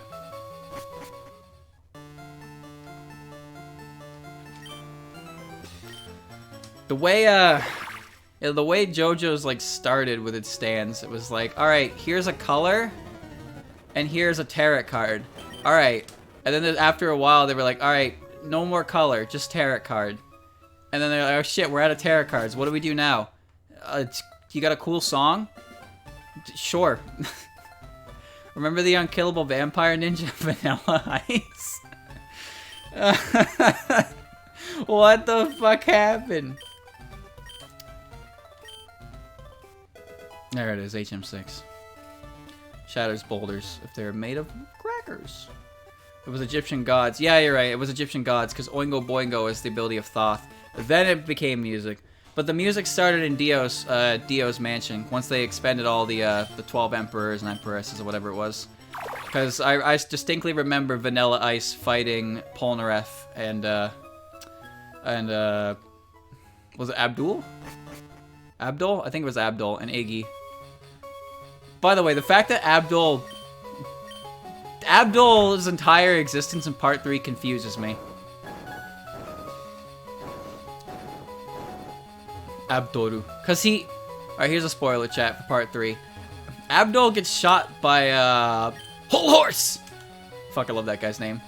by his emperor, and that's it. It's a clean headshot, and he's dead. But then the son of a bitch came back anyway. Why? Why did he come back? Abdul, you are alive? Yes, I am. It's like, okay, well, I'm glad you're back, buddy, but he comes back with judgment, and he's like, come over here, Polnareff, and help me take a piss on his tube. Like, he just pisses on this guy, and it's like, what the fuck is going on with Abdul? What happened? Yes! I am! That was a pretty great reveal, though. The way he holds the yes. Oh. Ooh, hit me with the good shit. It's Magician's Red. Magician's Red! He learned to live a little. It was so bullshit, though. He came back from a fucking clean headshot. How did he even do that? Oh, Touhou's in here, too. I've caught everything in here at this point.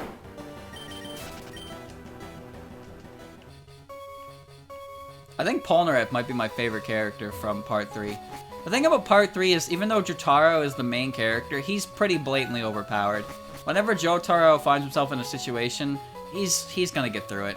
But whenever we watch Polnareff or Abdul or Joseph's were actually pretty great too. They always had to really, like, buckle down and deal with it. But there was no real sense of urgency when it came to Jotaro. What does Rock Smash do? No, I don't want it. I don't want it. I hate it. I don't care what that item is. It's probably a Firestone. Or a red shard. I bet it's a fucking red shard. Hard orb. Young and old Joseph. Yeah, Joseph's my favorite character in the entirety of the series, for sure.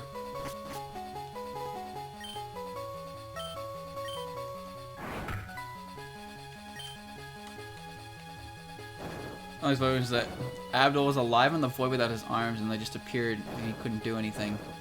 It's best you don't ask questions. just don't ask questions. He punched good. I mean, yeah. Poor Polnareff almost had to lick a toilet. Like, that man had some serious battles he had to take care of. All right, chat. Who's that?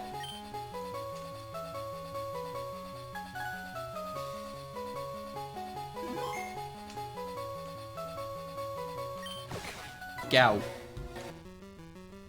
Oh, my ear's loving this one again. Memer.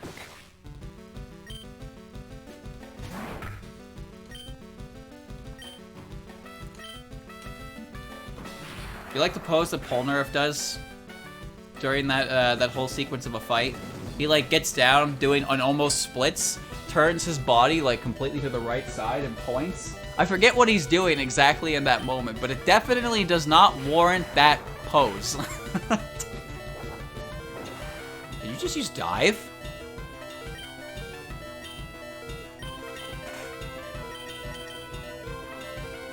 He's talking about his sister's death. Oh. Yeah, because there was the guy with 2 right hands, yeah? Wait, dive isn't water? Okay, sure. I don't know what type you are. Oh, that's not good. I don't know what type you are. Oh, here we go. We're doing this again.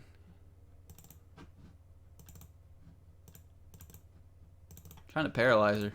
Well, clearly she's worked a faith.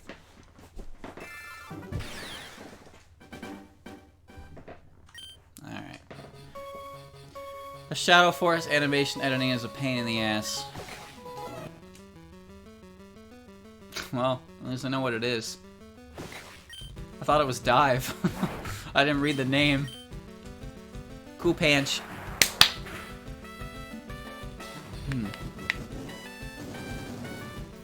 Extrasensory is faith type.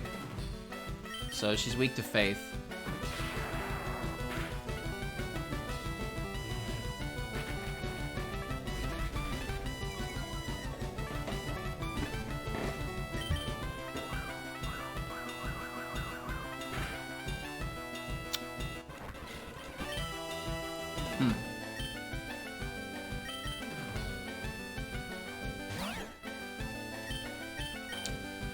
Alright, well, just weaken her, I guess. She doesn't have the ability to recover, which is nice.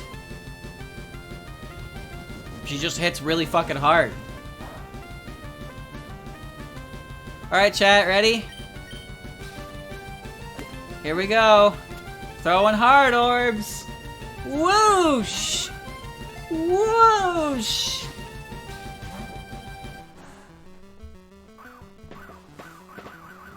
You see that. Jobo's over there, don't I? Don't I have Jobos in here?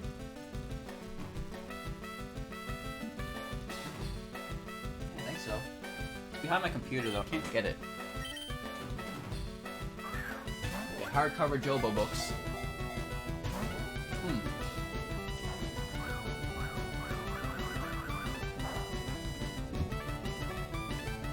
Still alive.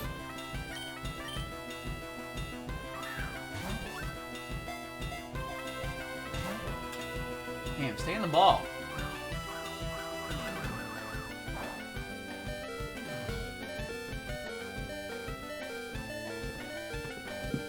What did I just grab? A firework.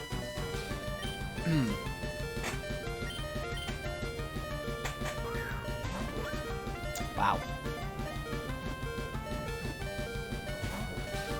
Alright, well I said the title. It's called Fireworks. And here's the plot synopsis. Do fireworks look different depending on the angle they're viewed from?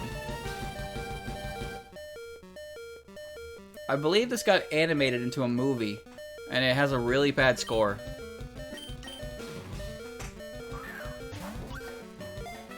Unfortunate. Stay in the ball! I'm never gonna get out of here. Now you're dead. Fireworks, yeah. How'd that be for all you weebs? Hado. Hado. I want to make some chicken nuggets. I'm hungry. I could really go for some nugs. It's a wall. Alright, chat, what's this book?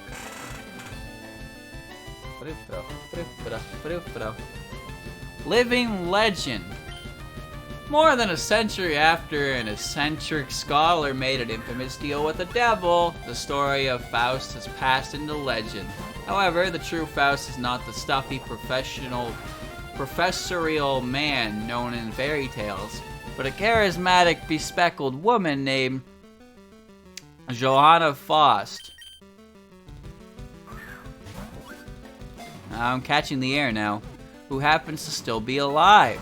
Searching for pieces of her long-lost demon, Joanna passes through a provincial town where she saves a young boy named Marion from a criminal's fate. In exchange, she asks a simple favor from Marion.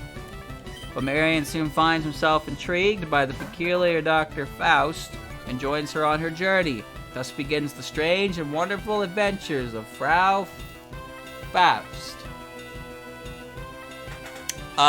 Whoops, that was the name of the book. Frau Faust. Whoops.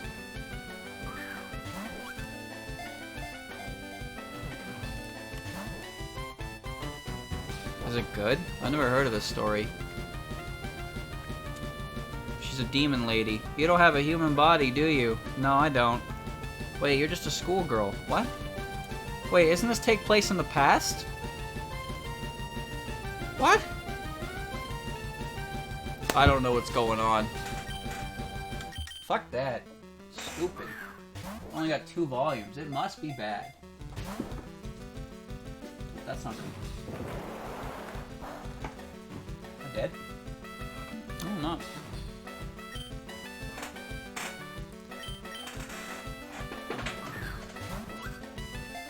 What's up here? There's a lot of shit up here. Ugh. Oh, that's all my spice milk. That's what that is. 20 volumes. Jesus, how many volumes of this is there?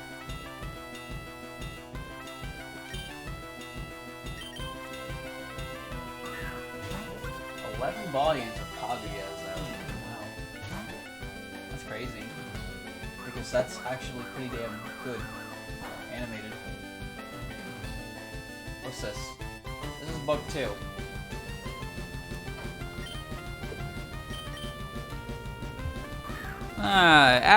Let's see. After her older sister refuses to go to an arranged marriage meeting with Takane Saibara, the heir to the vast business fortune high schooler Hana Nonomura agrees to be her stand-in to save face for the family. But when these two utter opposites pair up, get ready for some sparks to fly. Well, chat, let me tell you how the cover image is. We have a guy with a pointy chin and a rugged smile, and in the background there's a girl. Yeah, that's it. So about 90% of the cover detail went into the guy's face and hair locks, and the girl just kind of exists on the side. So I can tell who this book is marketed towards. Upstanding young men like myself, of course. Being with you got boring. Well, that's a handsome man. Chat, you know what one of my least favorite tropes is? Is the handsome pretty boy with no faults, who has a smile that could, like, has the kind of smile that they think, okay? They think that the smile could cure cancer. And they smile at you like that, and it's like, oh my god, he's so hot. Oh, he's boring as fuck. What's your magical power? I smile. Alright, sure. I can also grab you with my yaoi hands and wring your little fucking neck. Don't test me. Fuck, I hate those characters, because 9 times out of 10, they're just shitty villains anyway. And it's like, haha, I pretend to have manners and be a good guy, but actually, I'm a big meanie head. I'm not a very good man at all. What a shitty trope. I mean, I don't want to talk. They're all shitty tropes. It's not like females have any better tropes to go off of than the guys do.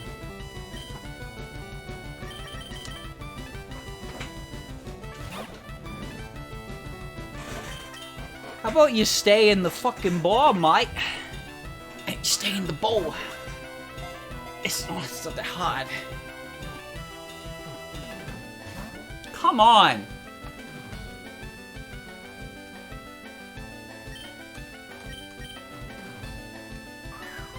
No, Hariyama's not a yaoi man. He's the yaoi slayer. Because the only thing that can defeat yaoi hands is bigger yaoi hands.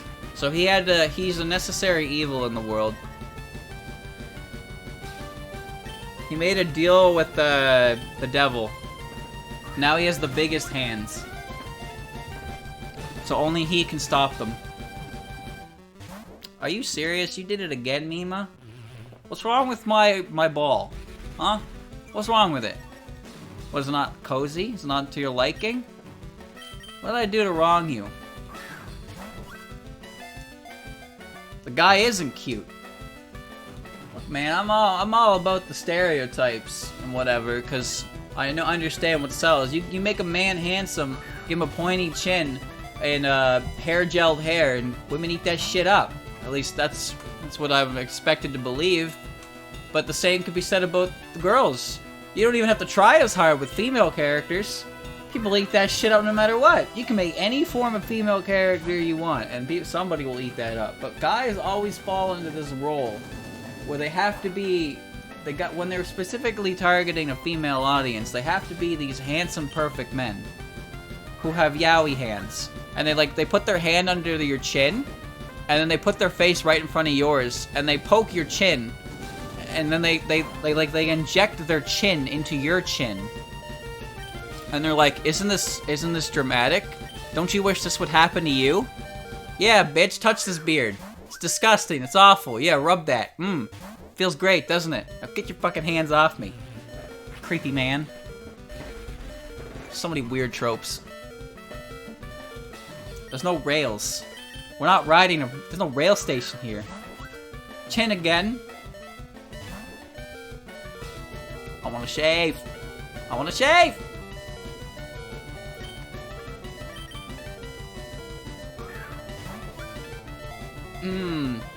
I mean, imagine if a romance anime had an ugly bastard tag, no one would buy it. Alright, here's where I say the meanest thing in the world. That's called an autobiography!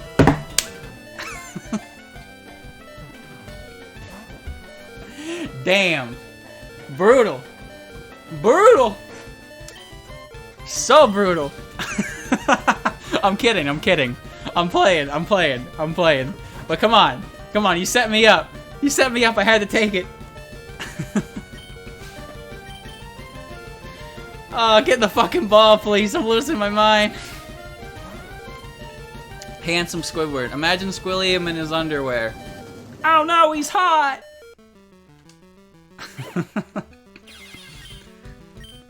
I don't know why anyone would look at that tag and be like, yeah, this is good. I'm looking forward to reading this and experiencing this. Not me.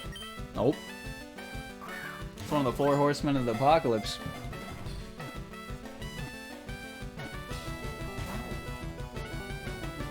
What's this? This looks neat.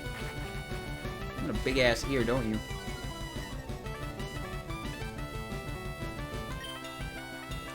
Alright. Oh shit! Wrong! No!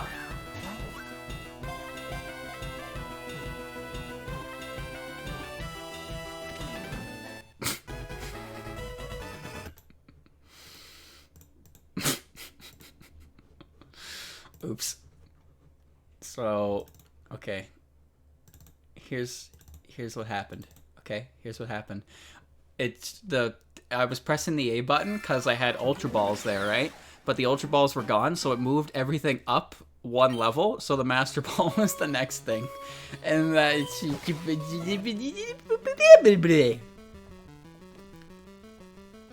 didn't mean to do that.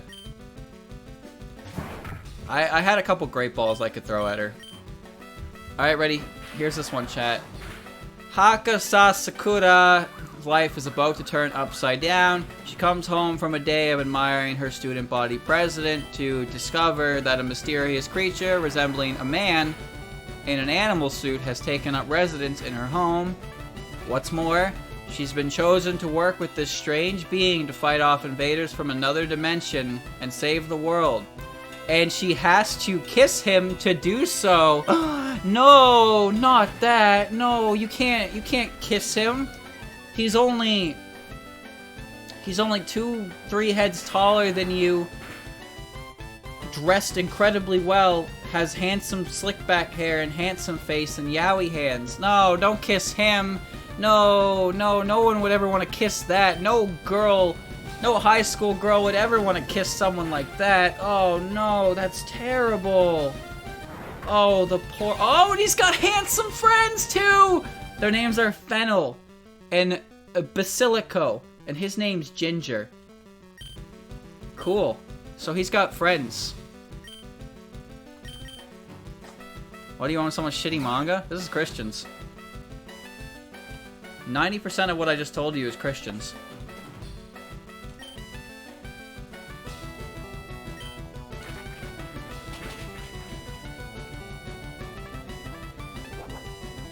Yeah, that's it. Nope. That's all I got for you. That makes sense. Does it really? Does it really? I'm just pulling shit off the shelf. I don't know how old half of this stuff is, to be honest with you. Alright, chat, let me find another one. I'm gonna go digging. Here I go. Here I go. I'm digging. What could it be? Oh, hold on. Here I go. Don't stop me.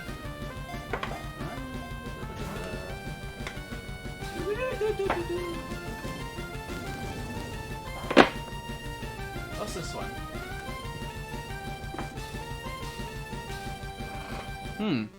Okay. What's this one?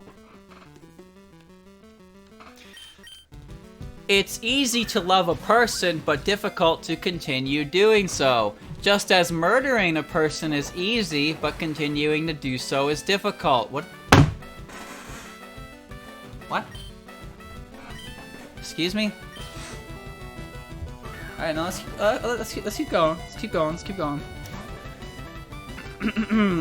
Unable, probably innately, to look away from the truth under any circumstances, a sincere, honest guy who's lived thus far without grasping the notion of deceit.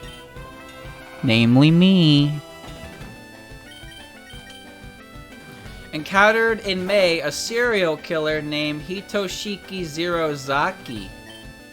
He was a knife of a will, a knife of a dynamic, and a knife of nonsense. What? Well, that's it.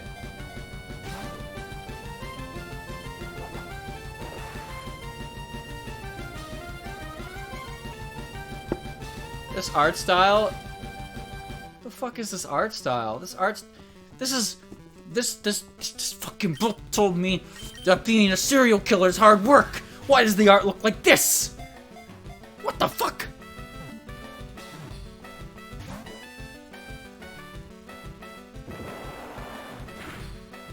Sink and die. A world that can't end.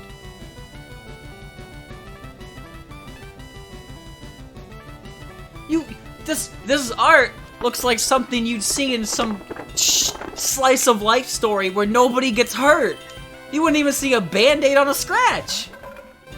Tell us the name so we can see. I don't think I should. Alright, fine. It's called Strangulation, No Longer Human. Wow. Good title. Good title.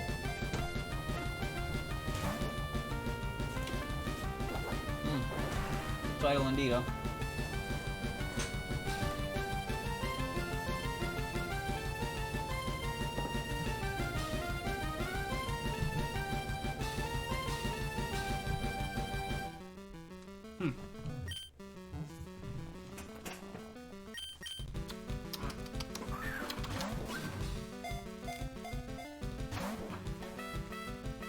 Okay, I see what you mean. See, that is not the art style for what I read. It ain't.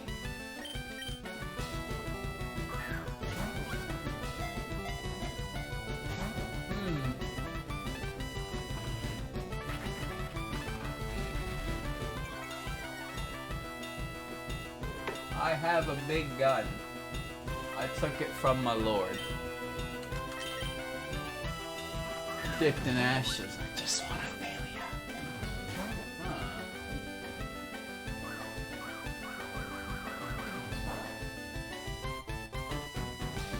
I can't see anymore. There's a lot of complete series on this show. Black Lagoon. That is correct. I love Black Lagoon. One of the best R-rated anime series ever made.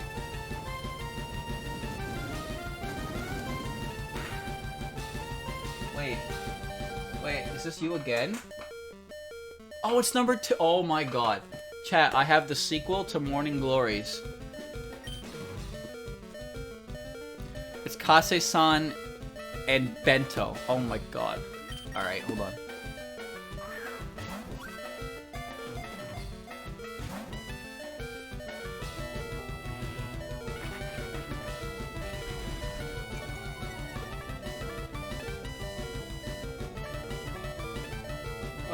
Oh, they're hugging.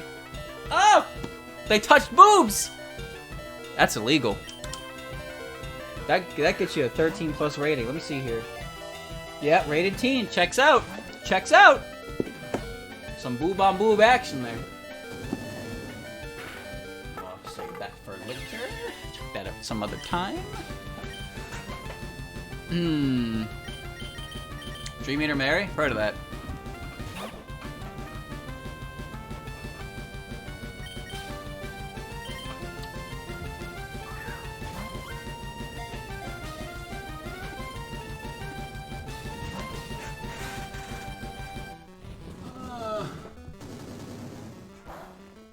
Hold on, I'm reaching into the deepest depths of my bookshelf. Here we go, here's one. After a terrible disappointment at the All Kyoto Concert Band competition, music has lost its spark for Kumiko. But her first year at Kitauji High School was a chance for a fresh start.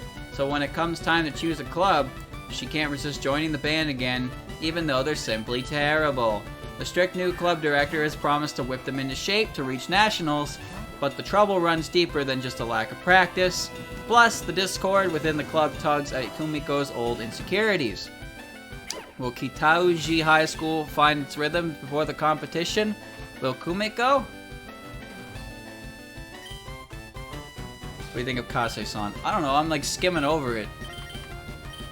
It seems wholesome enough. The last Yuri story I tried to read was too weird. It's just like, Here's girl. Here's girl. All right, now they're kissing, and main girl is like, I can't love, so I like you because you can't love, and I don't want to love, so I'm gonna just do. It's like, what the fuck am I reading?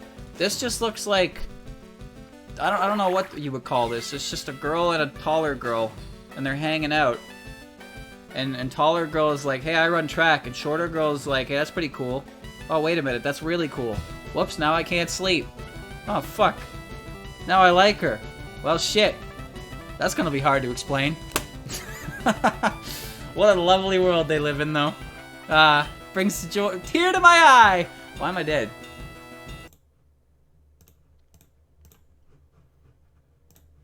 Why am I dead?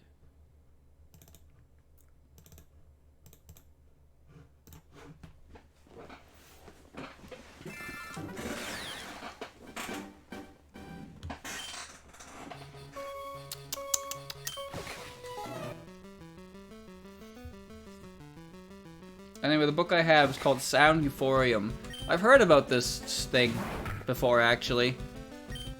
Pretty sure people told me it was good. Oh, it's a light novel. Weird. I hope it's good. You never want a series to be bad. Unless it's made by a jackass.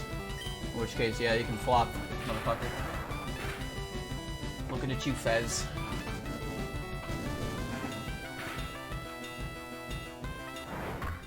Why am I dead again?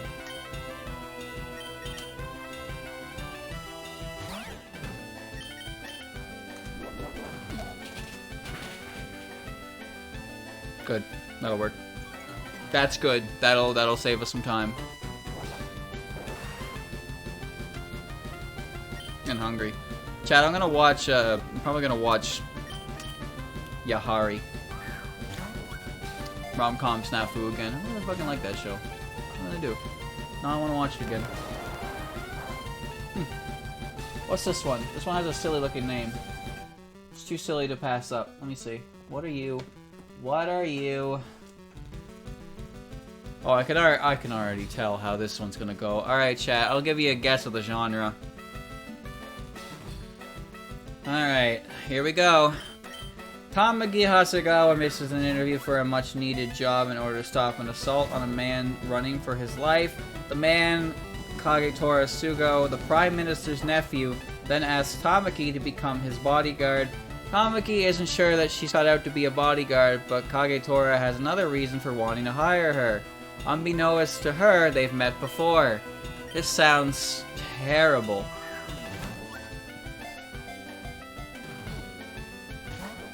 No. You are the Prime Minister's son. Every panel, every page I open up to, he's got a calm face and her expression is like, holy shit, how am I here? Don't kiss her, it's the 4th chapter, you piece of shit! Come on! Have some decency, you're a man. Get your face out of her face. You even get hired to be head of security when you just suck. You just, every single panel I open up to, you're panicking. How are you supposed to stop threats? I don't understand. It doesn't make sense. This guy looks exactly like every other character I've seen and all the other books I've opened up. He's got the pointy chin, the big hands, he's got the blonde hair, and he's got the checkered shirt. He's everything. Why doesn't the main character just immediately fall in love with him? I don't understand. I don't get it, chat.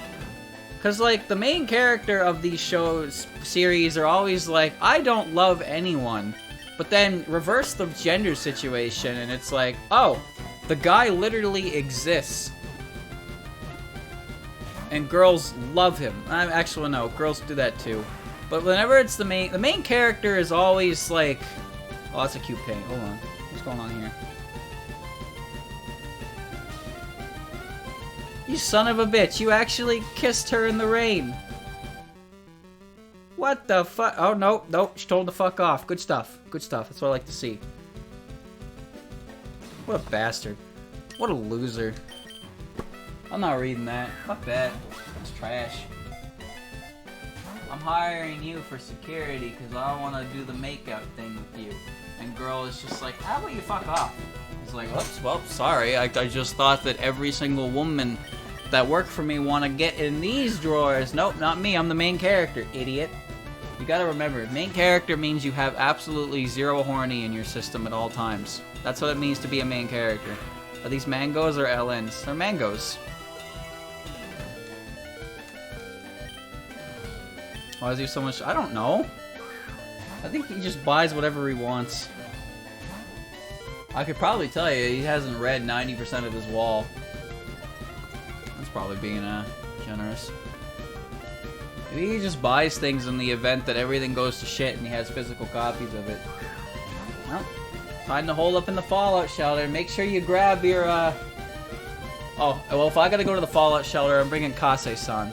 100%. That's the good shit right there. 2 volumes of that. That'll get me by for a couple days. And all my spice move too, of course. All my spice move too. It's not mine, no. You don't wanna know what's mine? Mine is, Half of the Spice and Wolf. The Sow in the Holog Horizon. I caught Mima.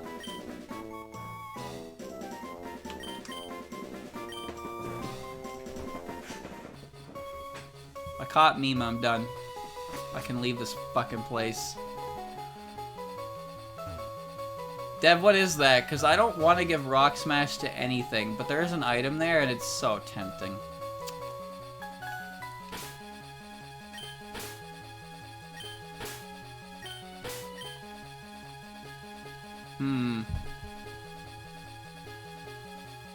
I don't know, actually. Let me check. Well, alright. There's a lot of stuff that doesn't get animated. This is true.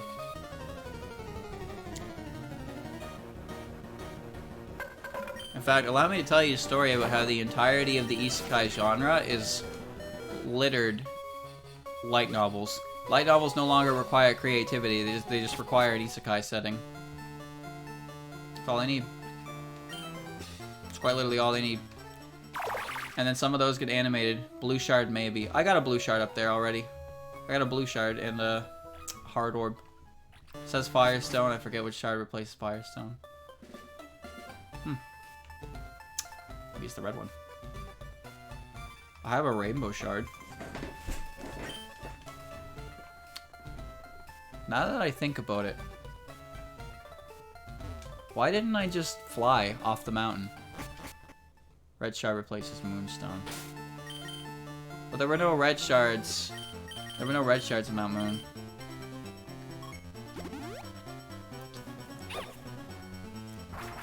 Alright, well that's weird. Let's get out of here. I'm getting rid of Flash. I don't need Flash anymore for anything anyway.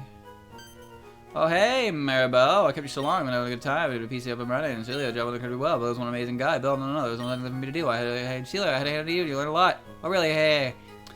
Well, there you have it. I finished with the job. We should head back to Kano. I'll be seeing you again. Maribel, I'm really sorry that we sent you off all alone today. I promise I'll show you around these islands sometime. Bye. Bye. That was not a long cruise. My buddy Celia seemed to enjoy your company. I'm sure he'd welcome you if you would visit him again. If you have a try badge, you can always take the ferry there from Vermilion Port. Alright, thanks for your company. Bye. Can I go on the volcano? What the fuck? Let me in. We're sorry, but the cave has been closed out due to the recent unrest in the native boutique. Please come back later.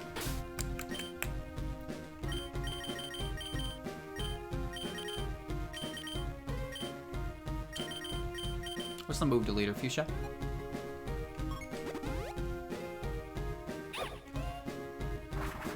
I'm getting rid of Flash. I'm gonna get rid of Flash on racing.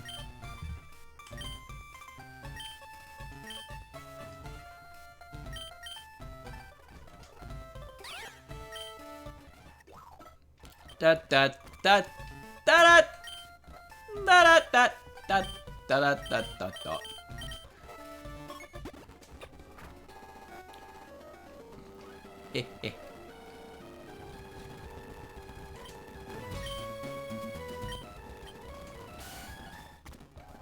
I'm here to give her nightmare.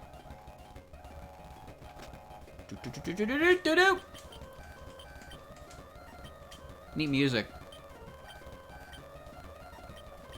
Nightmare. There you go.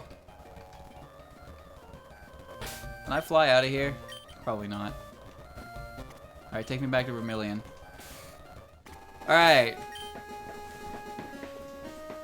Nightcore. You ready to go to Giovanni, chat?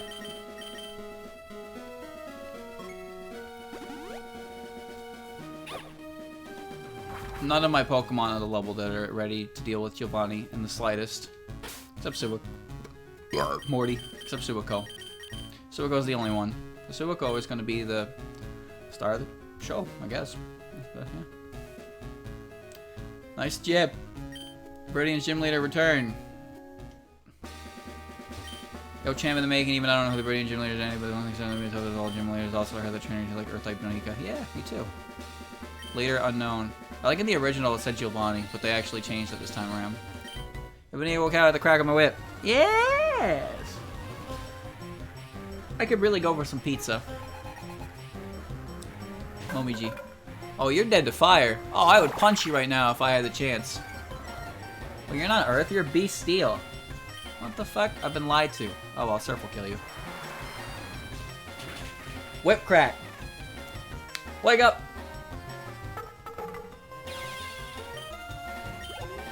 Alright, well, I caught 2 legendaries. Johnny Test whip sound effect. Chat, was Johnny Test a good show? I don't actually know. I don't think it was. But I'm not sure.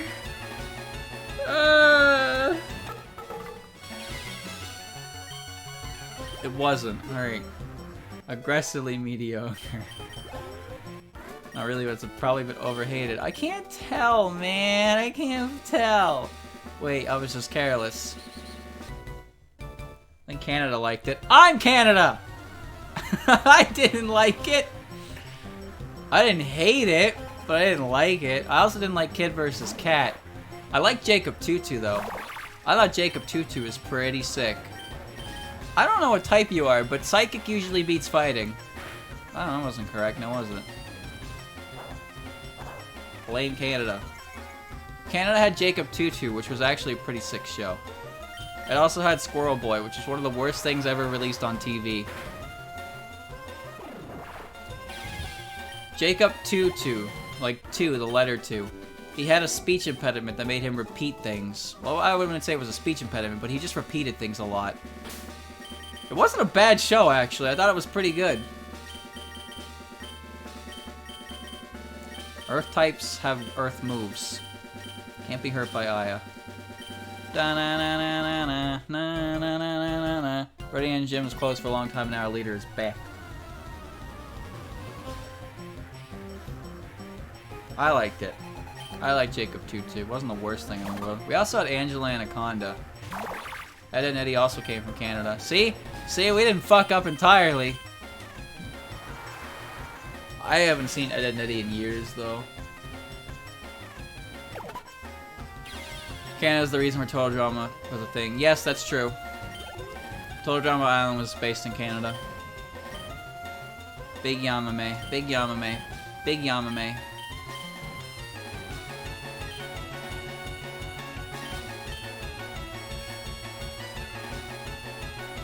Totally Spies too, yeah. Totally Spies was another one.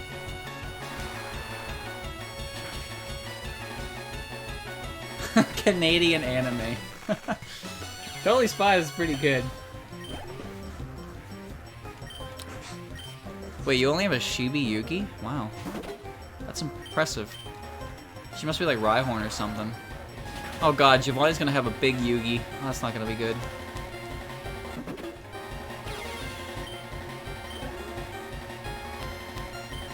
I mean, look at Totally Spies. Totally Spies was 3 girls of different types in tight spandex.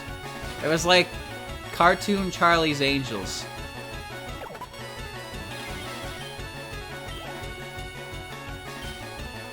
Here comes Suika. Sandstream.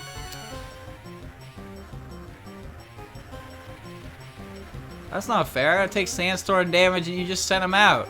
That's not how this works. Shia LaBeouf was in Charlie's Angels? I thought Shia LaBeouf was just a meme man. I was gonna use Water Spout, but then I didn't have full HP.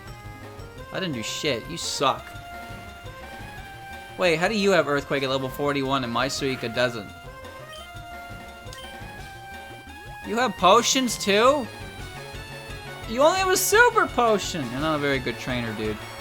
Alright, no, that's fine. Oh, look at that! Frog is broken. Splashing. Huh?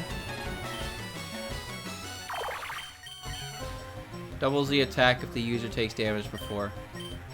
Now what universe would I use that? Splashing. Put a Nigel face on it.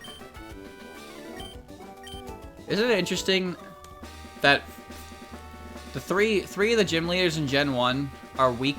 Oh shit. Are weak to water. Gym 1, 7, and 8 are all weak to water. Maybe that's why Blastoise doesn't have high special attack compared to the others. Because it needs to be an all-rounder. But goddamn, Suiko is just gonna clean. Sweep, sweep.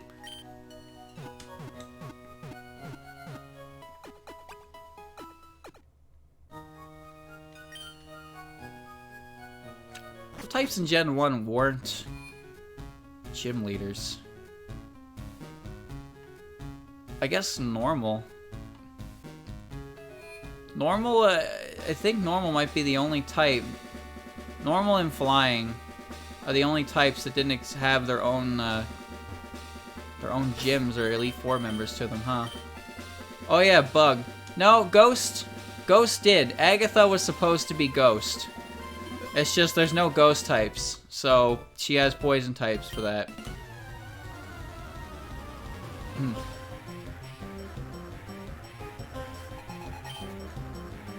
Oh yeah. Yeah, I guess in this game, Rock and Ground are the same type, so this would be even more annoying to do when you have the combined type of Earth. The old lady who says she's a ghost person. Yeah, Agatha. She's Ghost. She is Ghost. And you can tell that because in Fire and Leaf Green Refight, she has a full team of Ghost types as well. But there's just no Ghost types that exist in Gen 1, so she just has 2 Gengars.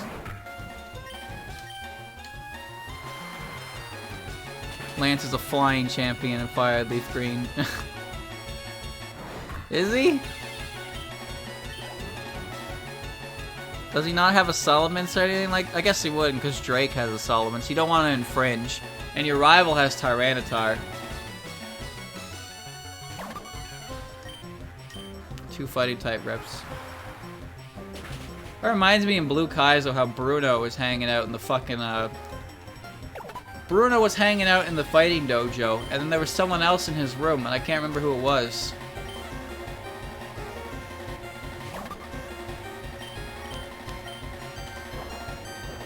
Water Spout! The first round he has Dragonairs, but they eventually become Dragonites. God damn it. Well, he gets to be Lance the Dragon Master in the next game.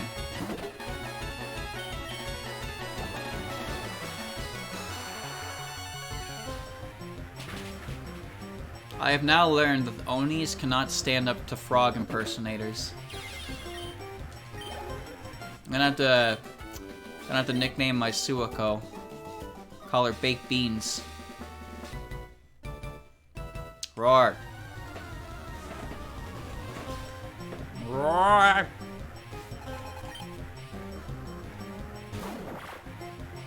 Why do you have a bunch of Shibis?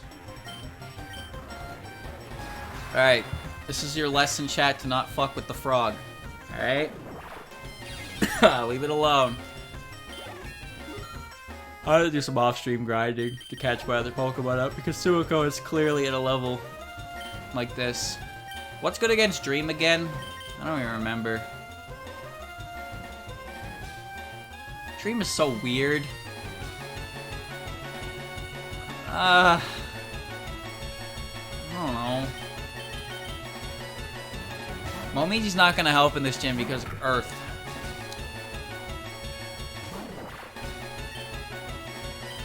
Punch her. Yeah, good enough. Steel, wind, and ice. Oh, they are weak to steel. Okay.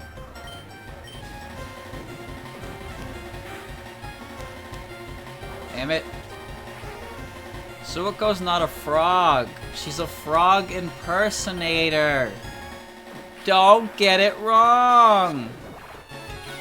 She's not weak to wind either, but she might be a dual type. Reason and dark.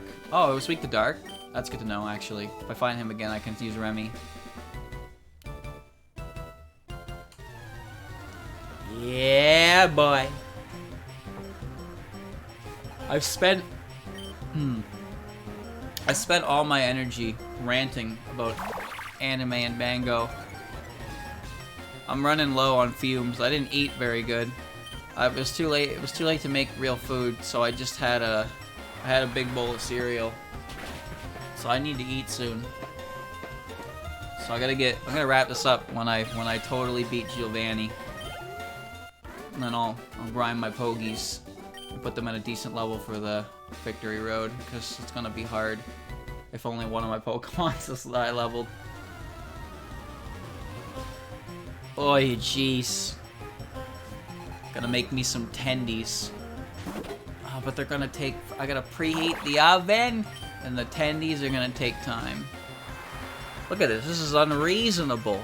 How do you even beat this? How would you feel if a man came into your house and destroyed all of your Pokemon with a frog?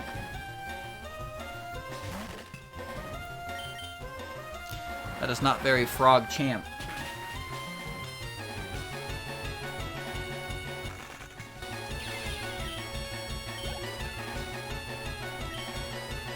Yamame.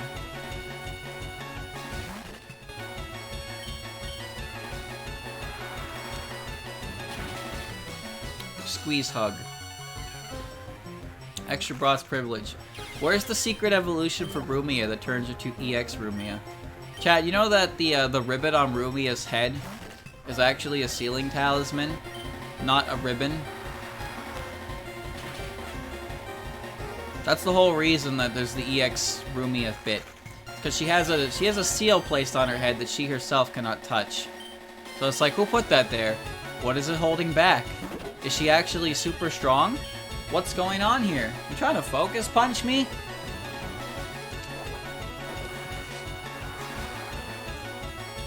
So then you take the ribbon out and she becomes Master of Darkness. It's a cool design. Just be careful you don't see scary images, because people like to make scary images with Rumia in them, and I'm not really a fan of that. I can do without the scary images. Mostly because they're fucking annoying. Stop jump scaring me with Rumia of all characters. It's lame. Pick another one. One that I don't like as much, please.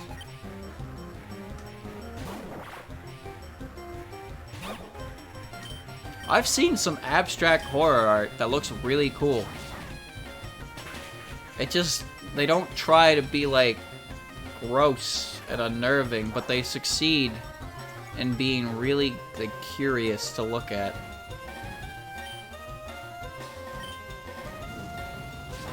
I like those, but they're very few and far between.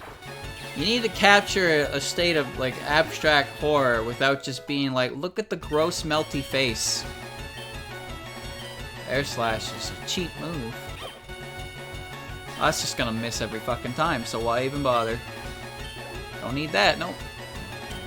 More mailings. I'm breaking mailings heart!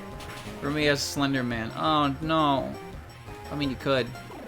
She just grabs you and goes so nanoka, and then she bites your head off. She can't get her mouth around your entire head like that. You take one aspect of a character and you completely blow it up. And then that's it. That's their character forever. That better not kill me. Ah!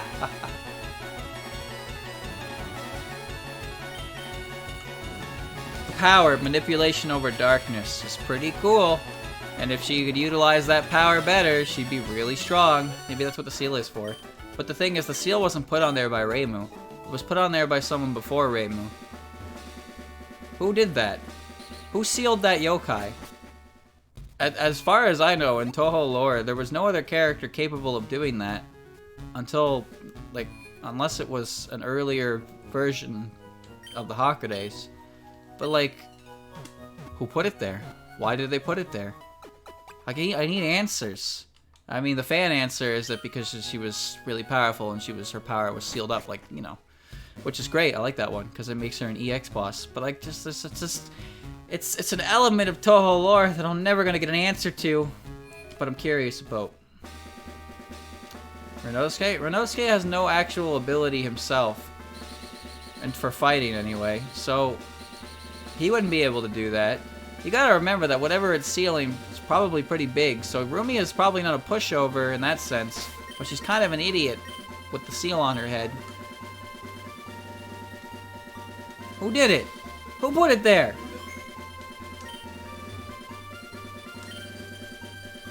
Ha ha ha! Welcome to my hideout. It shall be so until I can restore Team Rocket to its former glory. But you have found me again, so be it. This time I am not holding back. Once more you shall face Giovanni, the greatest trainer.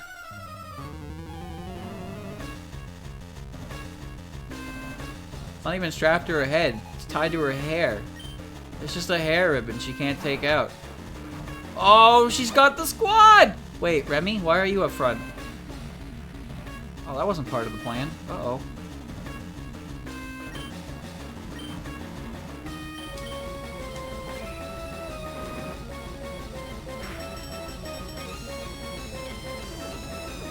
Oh, minimize!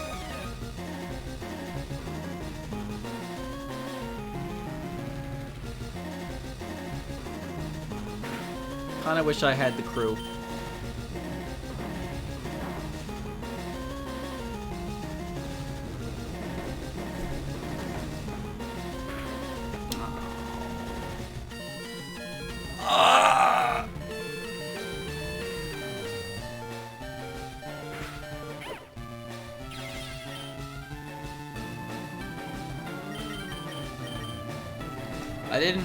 I forgot I had Remy in the front. I probably could have used her. Because this thing is obviously fire earth and it would die to surf immediately. Oh well.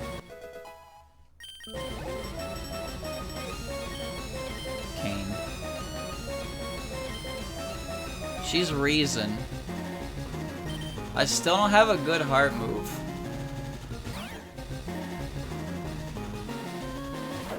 And Sandstorm's never gonna go away. You're level 49.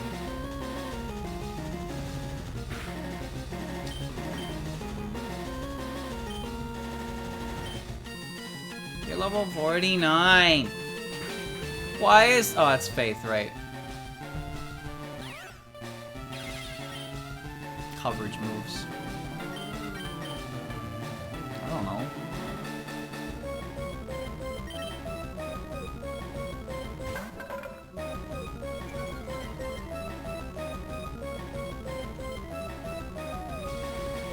That won't hurt me.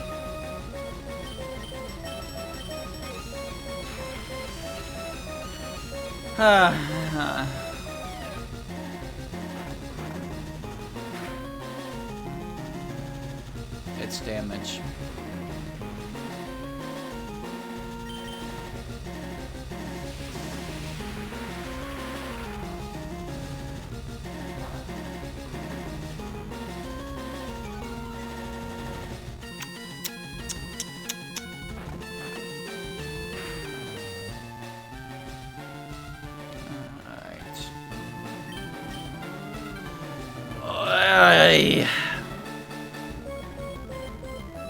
Oi, oi, oi. Oh, nice. Good time for the parry to activate when I get a free hit.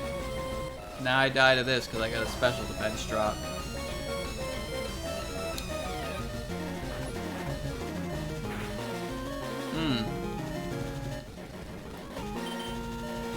Why Why are you switching? What? What was the point of that? Alright, sure. You did that last time, and this is the exact same outcome. What the f- Alright, sure. And now you died of Blade Flash. You did that last time! I don't understand! Why did you do that? Attack Yugi. Oh my god, I'm dead.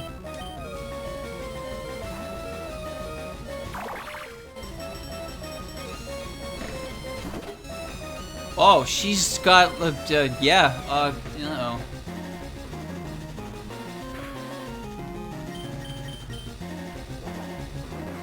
Aqua Shower. That's probably still stronger than Surf, even with that much HP gone. Yes! Yes! Kane's coming back. I'm going to punch her.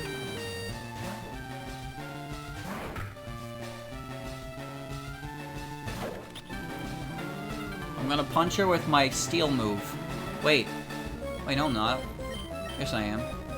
Don't do that. No! Come on, have a heart. I'm fine. Ah!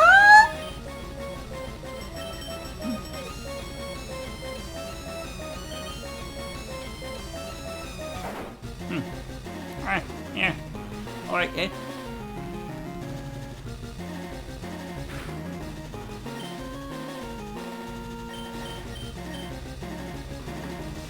Why the fuck are you so fast? Don't tell me you have a choice scarf. That'd be really lame. Choice items can die. I mean, you don't have a choice scarf because you used Thunderwave before.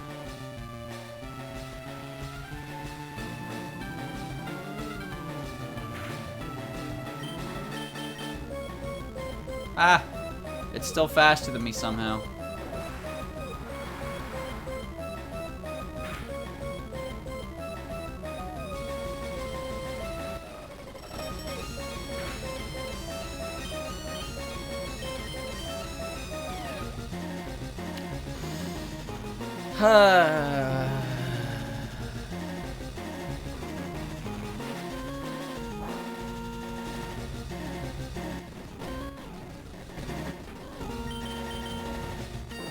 What? It has a quick claw.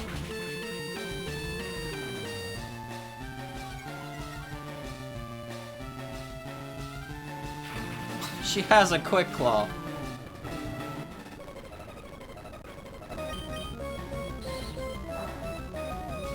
She ran out of luster purges. Scary music. I'll live that. I have an idea.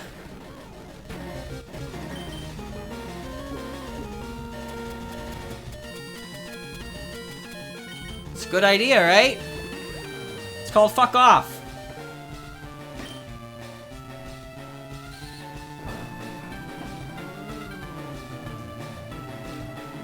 Sure would like the sandstorm to go away.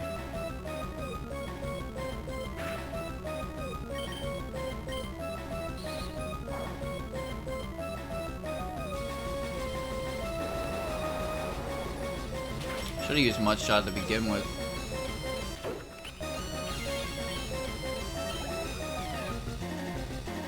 Attack Tenshi.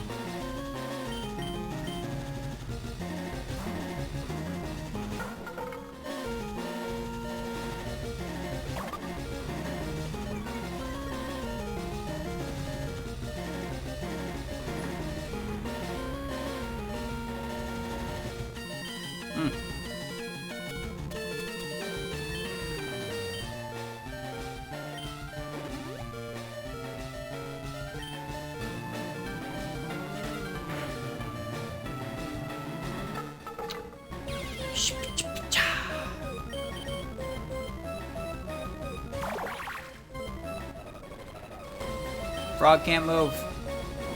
Frog can't move.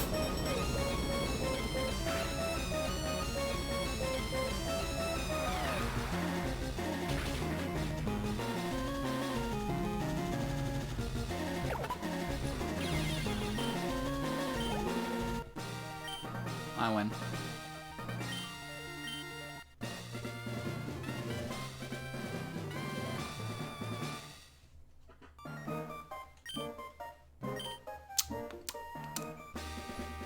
Earth Badge makes Monique of any level. It's the first trainer with EVs. It's evidence of your mastery as a Bonica trainer, whether you can challenge the Bonica League. I'll take this TM, consider it a gift for your Bonica. Yeah, thanks for the Earthquake, I think. Yeah, Powerful Attack caused a master tremor. I made it when I ran this gym here long ago. I've been lost in this fashion. I can't face my followers. I betrayed their trust. If today Team Rocket is finished forever, as myself, I shall dedicate my life training again. Let's meet again today. Farewell.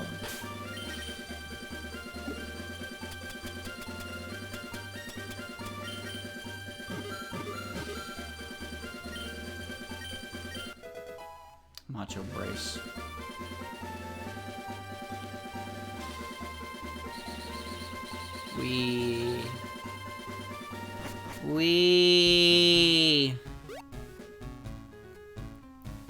Yeah, I used 2 hyper potions, but I also didn't want to do any more of that.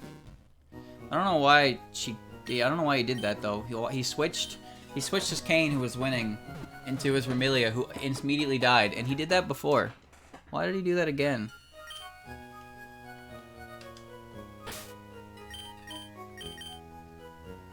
Alright, well, Subaco is level 48. No one else is even close to that level. I have some grinding to do. Some levels I gotta make up here. What's my Pokedex at? 62? Oh, I didn't catch that many. Oh, wait, I caught the legendaries, duh. Wait, no?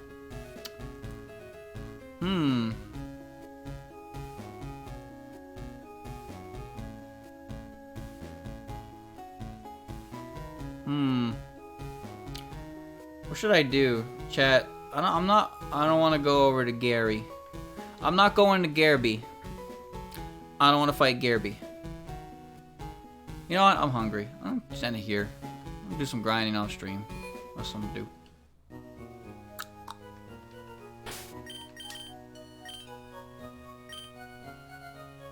Try the other legendary.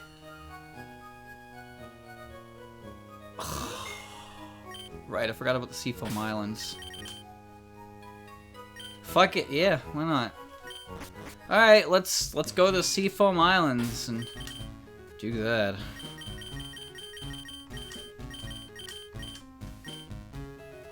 I don't even remember the way here. I think you have to go into the fuchsia one. You got enough balls? I have all the balls I need. 21? No, I could use some more. I could use some more. Looks like I didn't have enough balls after all. Open up.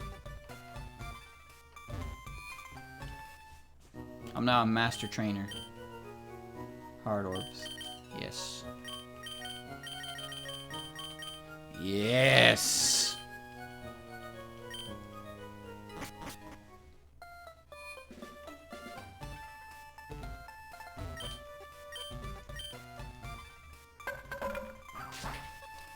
Why would you give explosion to legendaries? That's just obnoxious. That's not even fun. That's not fun at all. Why would you ever give a legendary a move to end the battle prematurely? That's so... I just don't get it. In Kaizo, I get it. In Kaizo, I get it. Same reason you give Roar to a Roamer. Okay, that was some stupid shit. Especially since in Fire Red and Leaf Green, if you got roared by Entei or Raikou, because Suicune didn't have it, they actually disappeared from the map entirely. Oh! Well, look who it is! You're a really low level, so I'm scared to hit you.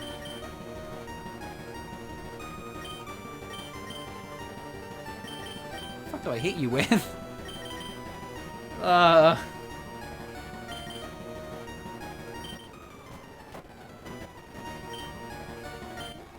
You're not gonna die to Thief, right? Wow. Oh, but I might die to that.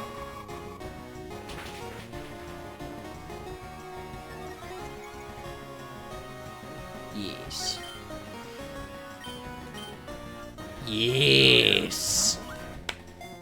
Cherno. There's 2 C's in her name because she's cold. She's chilly.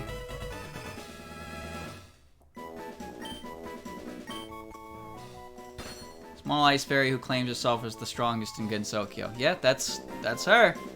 I know my Cherno. I can't believe it took me this long to find one though. That means Letty's gonna be in here. Haven't I caught a Letty before? Somewhere else? Anyone remember the layout of this place? Because I don't. I do remember having to do it in Blue Kaizo though. You had to cut through this spot. You had to cut through this cave in order to reach Cinnabar. God, that sucked. I'm just thinking about how Kanto is one of those regions where you can kind of go different routes should you find it that more fun. Not in Kaizo. No, Kaizo tells you have to go the long way. The very long way. I don't want to fight any Chernos. No, I'll do it. I'll do the whole thing. Why not? I don't think there's anything in here. There might be a couple ice types that aren't actually those two. Because for some reason Yumemi's an ice type. I don't know why.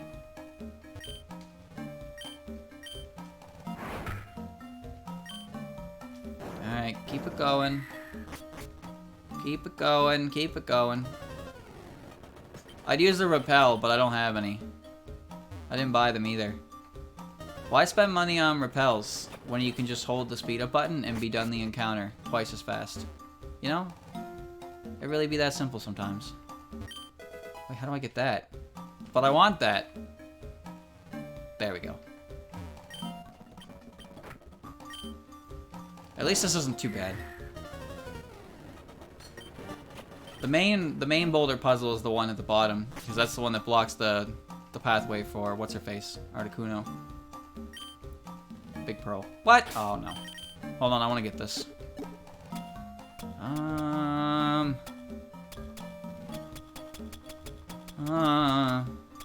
I bought 1,000,000 freshwaters. Why did I do that? Promotes gross, but lowers speed. Yeah, no. Here, I guess. Take this. There we go. It's just a bunch of Cherno. There we go, that's what I wanted. A purple shard. Oh, no, you're giving me that. No, no, no, no, no. Here, take this. Give leftovers to Suiko. I have 2 of them, so it wouldn't clear the item space up.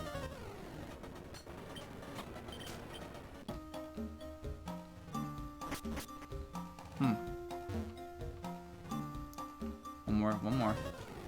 Couple more layers. I always thought there was more to Seafoam Islands than I was able to access. I don't know why. It's like I saw like that, and I was like, how do I access that? How do I access that kind of stuff? Because I never had a full map of the place. I could only tell it was there based on what I could see in my immediate surroundings. Ugh. It's just these two all over the place.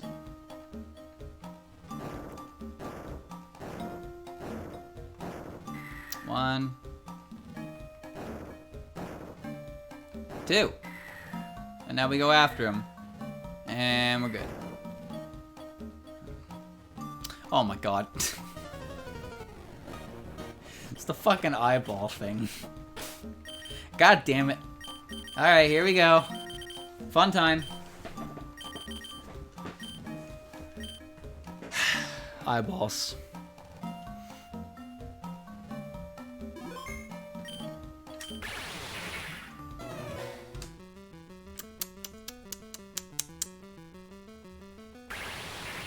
Whoa, those are pretty sinister looking. They look good. Good job.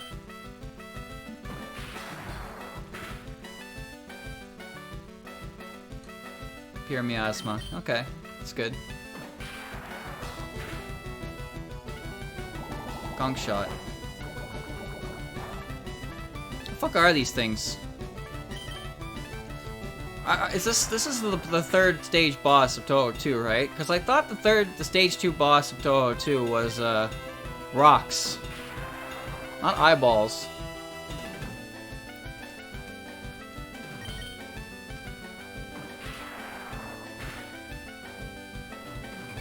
Oh my god, why does it have paint split?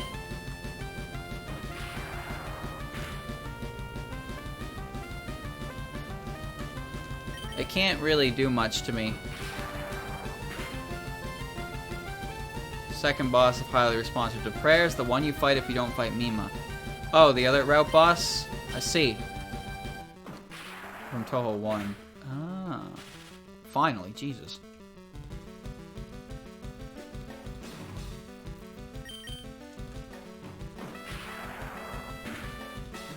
There we go.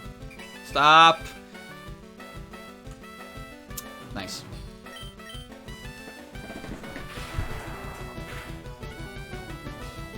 Okay, good. Giving legendaries, pain split. Not cool. Not cool. Alright, here we go. Rub your hands together, and we're gonna catch us off some eyeball boys. Well, we tried. That's it for the stream, though. Couldn't succeed. Couldn't do it. That's it. It's over. Goodbye. Good night. See you later, chat.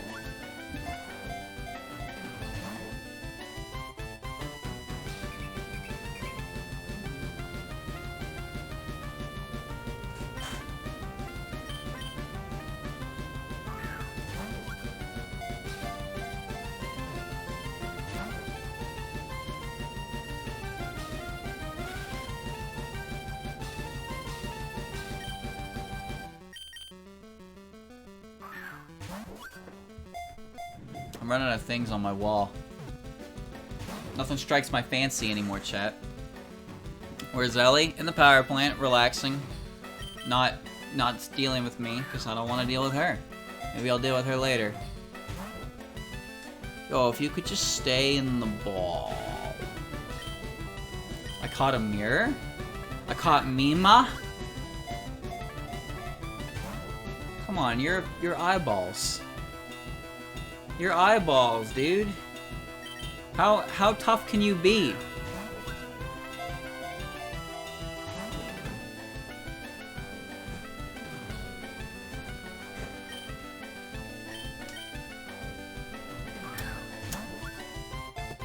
Fuck this. I'm reading Kase-san. I'll come back to you later, chat. Alright. That's not good.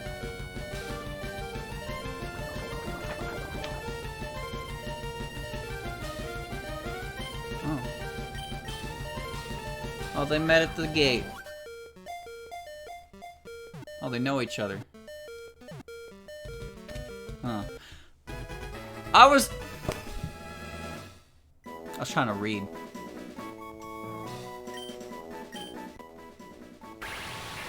I was trying to read. Alright. 5 magical eyes that are connected by electricity. They can be seen in Makai.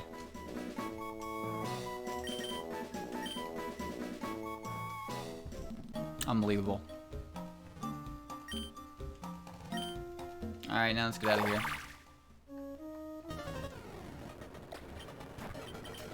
Oh, you're gonna die. Sorry to say.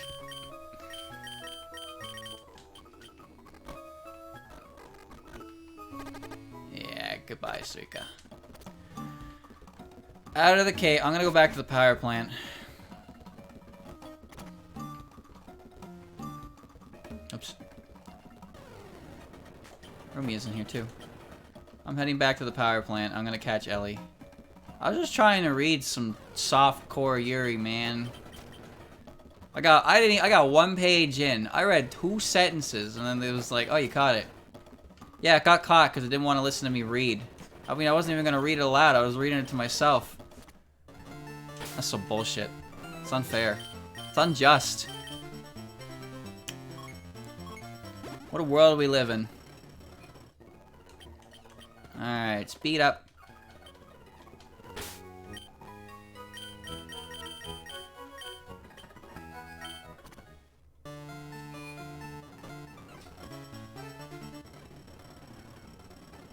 My energy tanks are at an all-time low.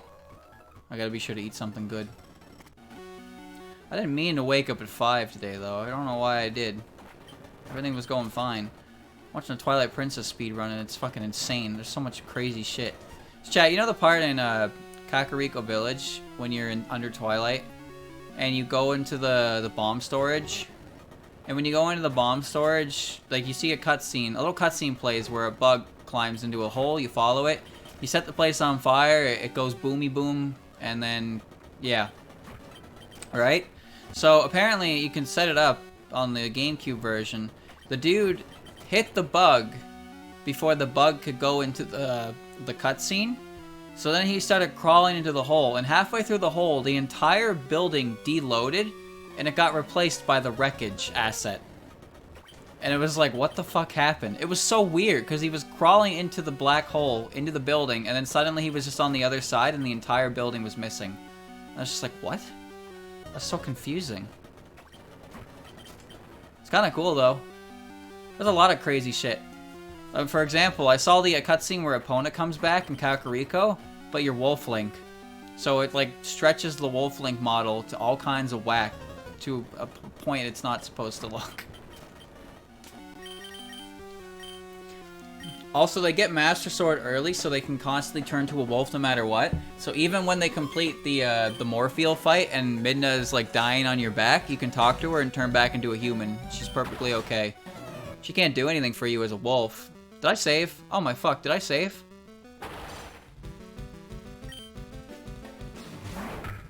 I'm pretty sure I saved.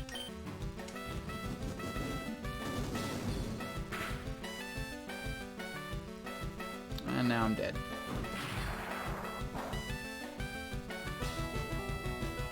I gave up last time because she's kind of a dickhead. She wouldn't stay in the ball.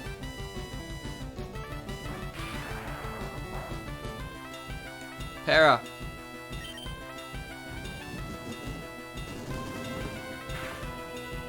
I just saved.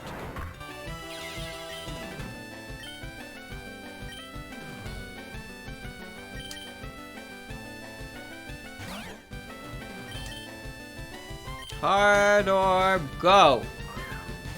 Ball, go, throw, yes, woo! Here comes the long ride. Flail.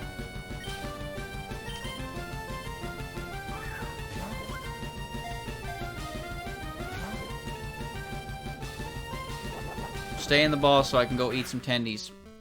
Please. Don't make me pull out the mango. I'll pull out the mango.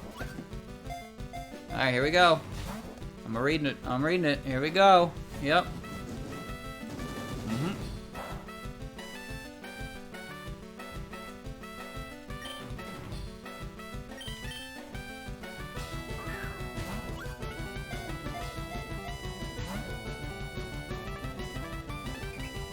How embarrassing. She's watering the flowers that were planted by the short girl. Short girl doesn't want to admit she planted them because they're old school. She's got a face. Oh, she's so embarrassed. Next page. And then she soaked herself in water. And it's drawn in such a way that you know it's supposed to incite romantic interest. I mean, it does. I like this. Kase-san is in the class next door. She's really pretty and on the track team. She's kind of boyish too. So she's way cooler than the boys in class. Damn. Hurt me why don't you? Ellie just looks like she reads terrible yaoi. Ellie looks like she writes terrible yaoi.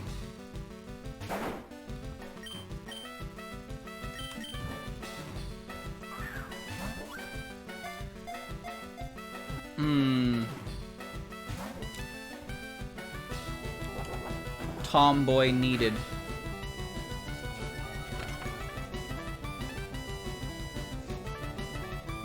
She soaked her head in the sink. That was it. Ever since, my life at school had been different. Basically a total 180. Bro. She caught it. How did she catch it?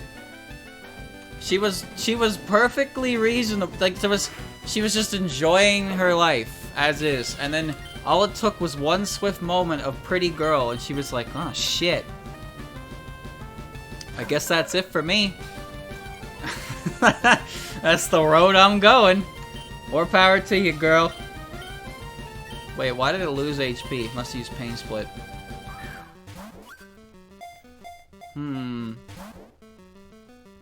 She's too embarrassed to look her in the eye. Oh, here's the comedic relief friend who's very loud and wears glasses. Morning, Yamada! How are you doing, Yamada? Her name is, Mikawachi. Don't shout Yamada over like that. But I mean, you are Yamada. I don't care who I am. Don't shout my name like that. Just not really a fan of my name. I sound like a hick. What? What's wrong with the name Yamada? Oh, come on. Don't be that insecure. You got a good name, kid.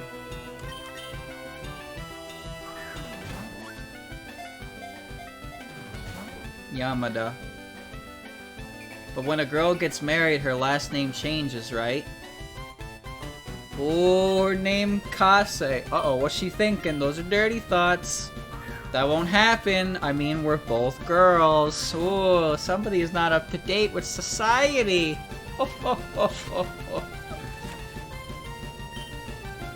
Ellie, please.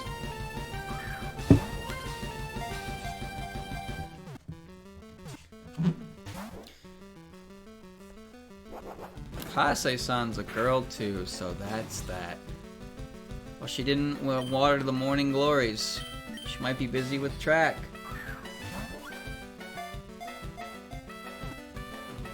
Oh, she's not very athletic, chat. Uh-oh. Not good at them. She's a polar opposite of our main heroine. Ooh. Dynamics. Oh, they're laughing at her. They're calling her stupid. Oh, but her friend's about to go kick some ass. Ooh, good friend. That's the kind of friend you need to keep around. Oh, but here comes Kase. Oh, she's getting ready to run. Oh, they're having gym at the class next door. That's what it is. Okay, I see. Yo, she ran so fast her foot slipped out of the panel into the next panel. That's incredible speed. Also, I don't mean to be a prude, but the way that she is drawn to do her running, it's kind of... well, I guess that she's stopping. She kind of looks like a corpse that's getting flung. Just a bit. Oh, she's so fast that she got a time of 0 hours, 0 minutes, and 0 seconds. That's how fast she was.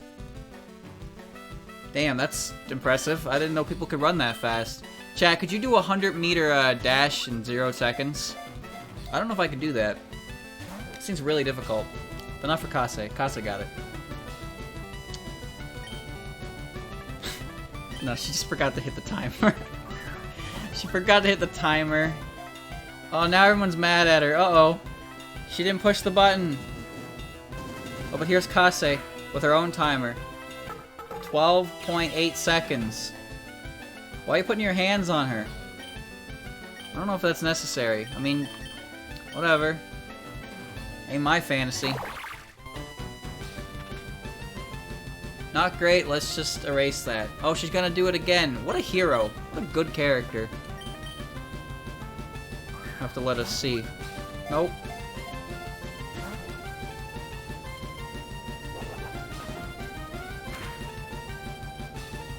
Why are you peeping? I mean, I know you're in the... This is the girls' locker room. So obviously you're here too. You're both here. Why are you peeping? Fucking weirdo.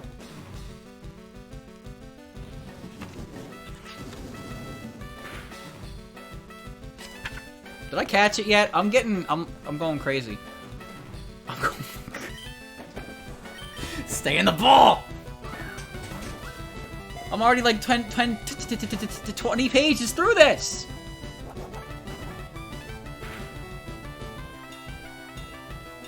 Oh, tall girl is staring back at her. And then they had eye contact. Chat, they did that thing, you know, prolonged eye contact, that thing humans do, that they hate. She did that. Oh, now she's walking away. Bye-bye. And there it is. Flump. Good sound effect. Thwump. Thwump on the bed.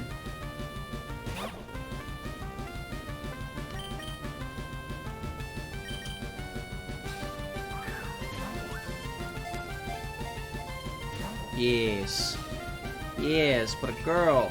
How do you make a girl love a girl? Poor girl. She's experiencing everything that we experience right now. Unrequited affection. Psych! It probably goes both ways because that's the way fantasy works.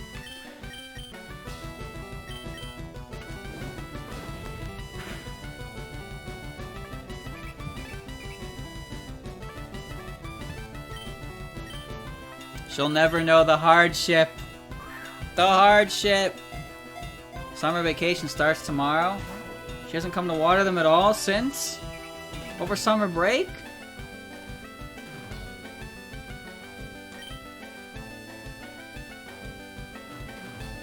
Man.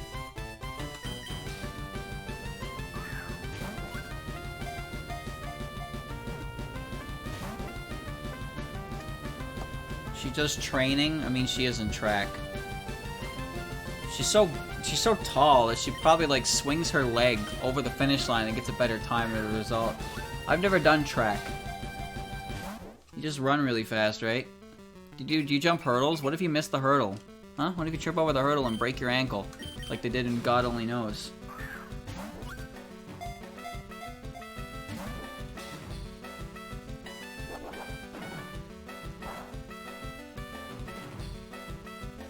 I don't get it. Chad, I don't get it. So, okay, so we have, here are the two protagonists of our story. We have short, small, slow, like in all capacity, kind of bumbling, bit silly, and uninteresting in every regard. And she's crushing on the big tall girl who's really good at track and is just a fantastic athlete overall.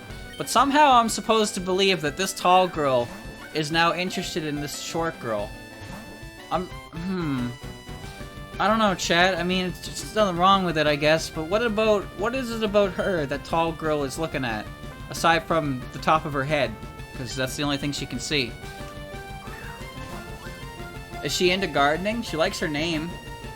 I don't get it, though. She literally saw her plucking weeds out of the ground. She's like, yo, that's pretty tight. And she likes the sound of her name. I don't get it. I'm confused. I don't know, I'm not looking for like a set in stone storytelling here or anything like that. I'm reading Girls Love. But I'm just trying to figure out what it is about this main character of ours that is appealing to this character who is so great. Cute scalp. That's gotta be it. That's gotta be it. She's got a cute top of the head. It's an underrated spot, I guess. Alright, here we are again. Alright, I'm gonna keep going. How many pages am I on? Oh, I've been at this for a while, actually. Unbelievably so. But like every girl is shorter than her, by comparison. Oh, don't cry. Why are you crying? She said she wants to see you over summer vacation. That is not a reason to cry. Jeez Louise. I'm on the next chapter. Kase-san and the bicycle. This is great. Who's this guy? This is the first male of the story. Oh, wait. Oh, it's a teacher. Never mind, he gets a pass. He can be male all he wants. I was gonna say, Chad, there was a story. Okay, hold on. There was a what was it? I think it was called Bloom Into You. I don't fucking remember. It was weird. It was about a girl who didn't care about anything and a girl who was really popular, and she was like, I like this girl. And then there was a guy who showed up who was part of it. He's like, oh, I see a secret relationship happening. But, see, it's actually my secret fetish that I like watching these things happen. I don't like getting involved myself. And I was like, what the fuck kind of character is this?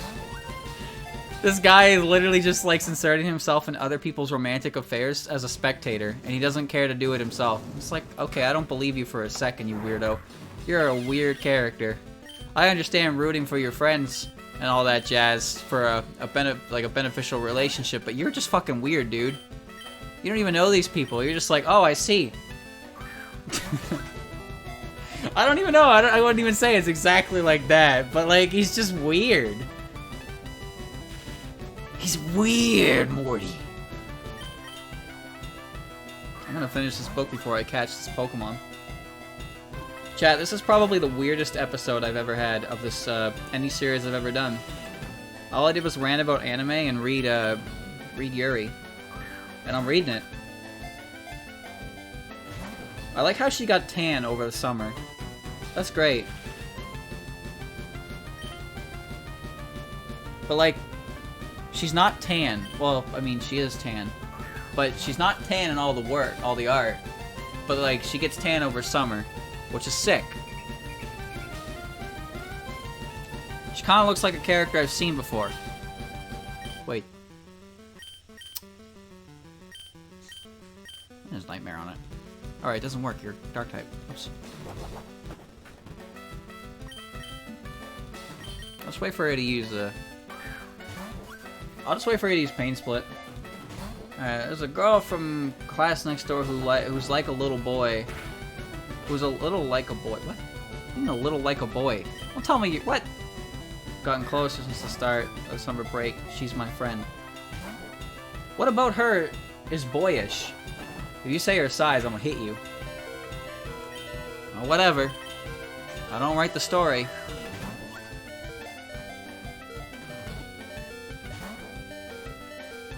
Midterms. I come to school by bus. Oh, she's racing. Okay, I get it. Now I understand why the tall character likes her. That makes a lot more sense, because when you get down to it, a bunny girl like racing? Come on. Come on. It's no good. That's too good, even.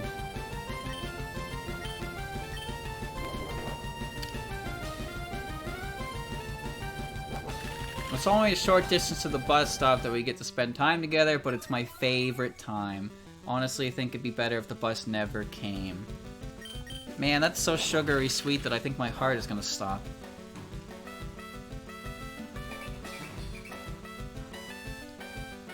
She has commented on the tan.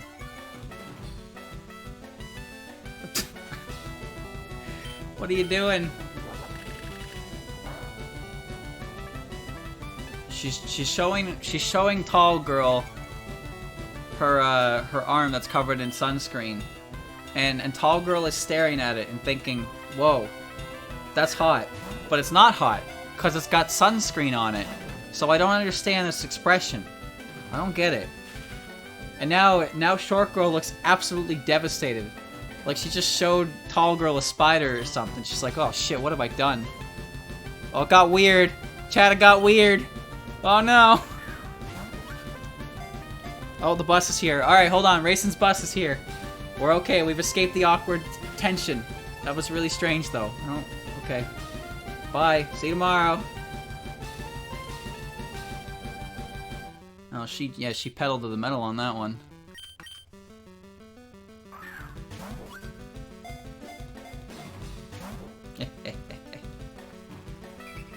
Chad, I am an uncomfortable amount into this book right now.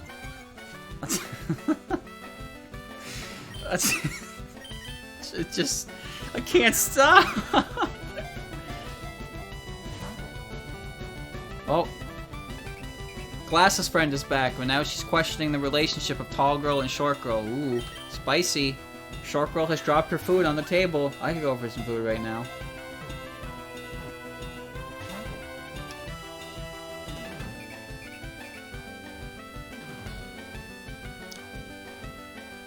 Oh, hold on. Oh, hold on.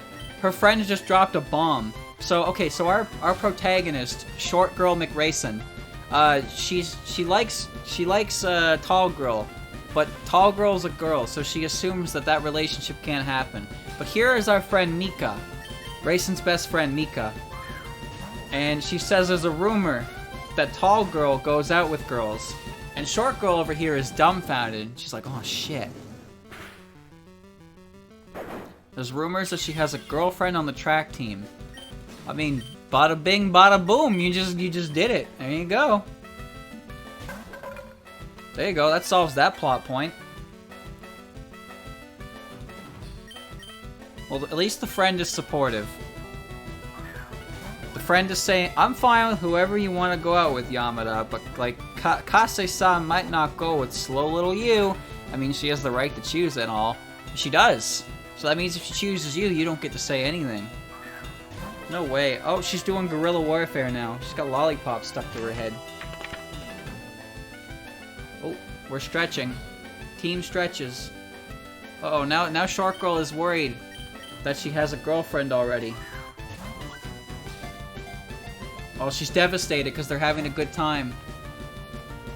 Uh-oh, she got caught.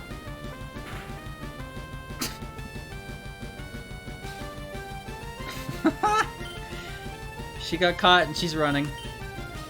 I feel bad for her, I really do. She had a girlfriend on the track team. I wonder who it was. It's me. It could be you, Racing, if you play your cards right. Could you stay in the ball, Ellie? I hate it. I don't recall this taking as long with the other ones. At all.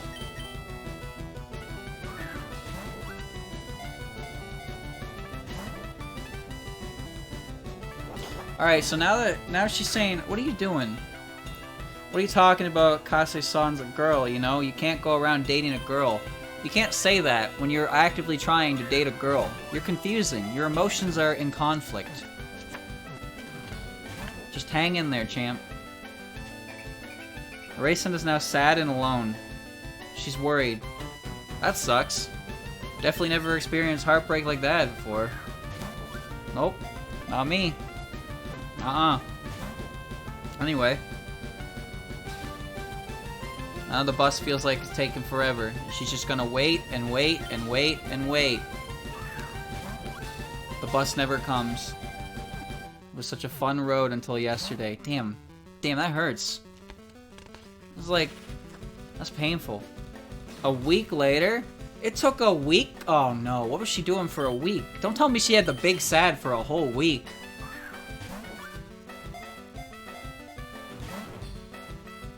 Oh, now she can't study. Well, there's Tall Girl. Tall Girl's back. And now Little Girl, sorry, Short Girl is running away. Super embarrassed. Oh, well, actually, it turns out Kase is an earthbender. So she hit the wall really hard and it extended the wall outwards and stopped Short Girl. That's pretty impressive. So not only is she a star track athlete, she's also an earthbender on the side. That's good. I mean, obviously she caught her. She's track team. Why? Alright, don't grab her wrists. Because every time characters grab wrists in these kind of things, you always get a panel dedicated to that moment when they realize that they grabbed the person's wrist. And the person whose wrist is being grabbed has now realized that their wrist is being grabbed. So there's like that dramatic tension between them where they're like, sorry, I didn't mean to touch you. Even though they totally are into it. Both parties are into it. And we just have to pretend that neither are into it because, well, we gotta move the story along somehow, people.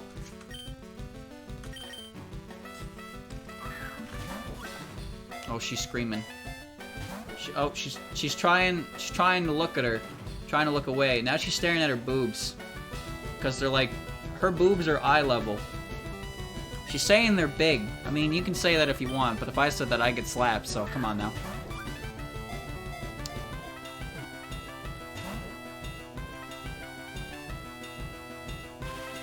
You right there? Alright, well, she has shouted to the heavens that she wants to ride on the back of Kase's bike, which is illegal in Japan.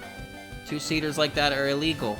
However, both parties are definitely very embarrassed about this proclamation, but me as the spectator am rather enjoying it.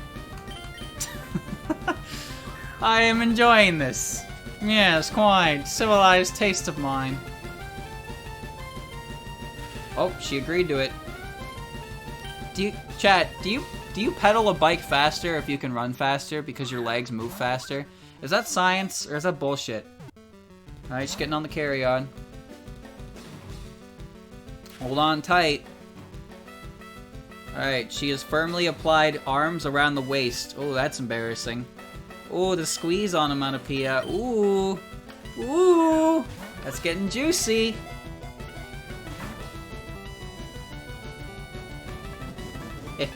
Yeah, no, she drives the bike super fast. But they're both embarrassed. I did it. That's another chapter. Different muscles, but similar. Well, you move fast in track, and you move your legs fast when you're riding a bike, right? So wouldn't it be like a crossover, so to speak, of that kind of thing? Kase-san in the love song. Why am I on chapter 2? You shouldn't have come back, son. You shouldn't have come back. There is no saving this stream. This stream's over. It's done. I destroyed it. I ruined it. This entire last 30 minutes have been me reading this book to myself and commenting on what happens in it to you, the chat, while we're watching Ellie break out of heart orbs. I don't know if this qualifies as entertainment, but whatever. This is a part of the video where if you don't want to watch it, you could just stop. That's the magic of YouTube. Nothing else is going to happen after this point. I'm just going to catch Ellie, go back to the Pokemon Center, and stop. I was going to say kind of like that, with comedic timing, but that's not how this works, is it?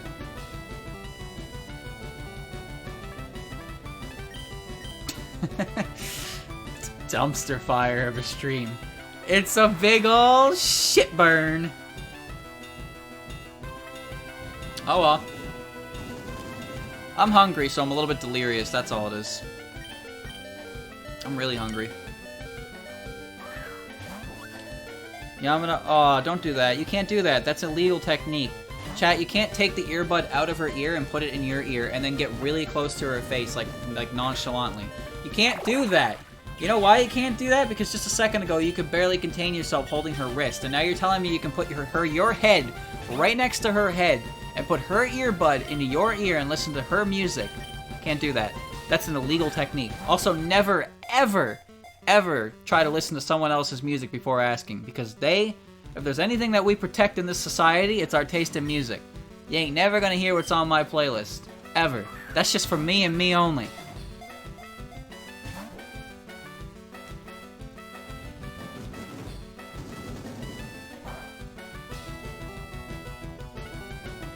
Sunset and You by Tomo. Cool song. Get in the fucking orb.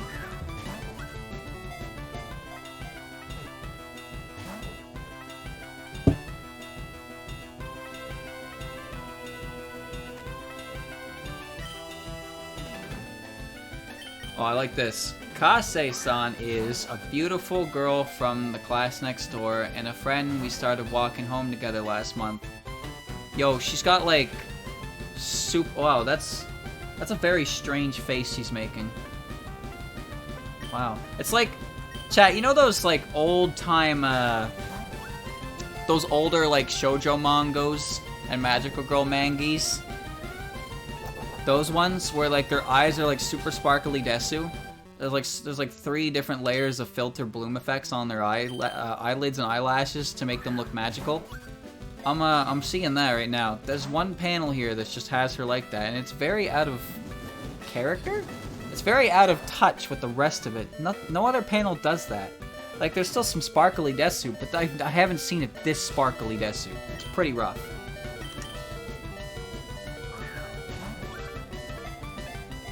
She's a bit boyish, the track team ace, totally different from slow ol' me.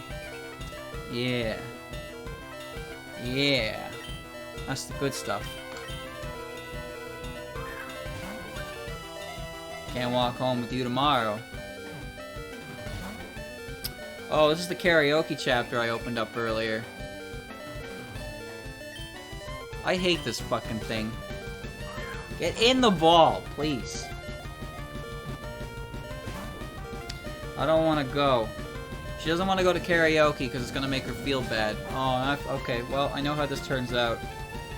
But her friend is insisting she goes. Oh, but Kase is inviting her to track instead.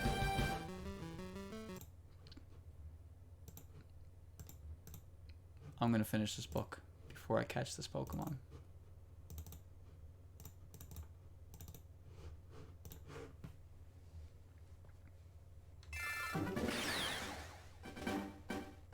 I'm not giving up.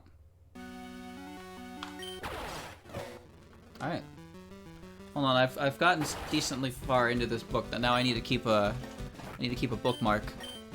Alright, let's go. Thunder Punch, Thunder Punch, Thunder Punch, Thunder Punch. Thunder Punch, Thunder Punch, Thunder Punch. Thunder Punch, Thunder Punch.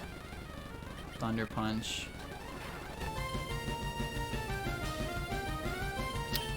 Good enough, I guess. I don't fucking know, man. Just get in the ball. Alright. You did it again, didn't you? You son of a bitch. Alright, I'm gonna hit you with another Thunder Punch then. How's that sound? I hate this character.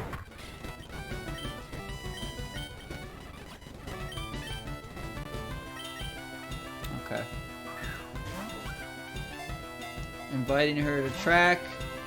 Don't go to karaoke. Break your promise. Cheering. She's totally flustered.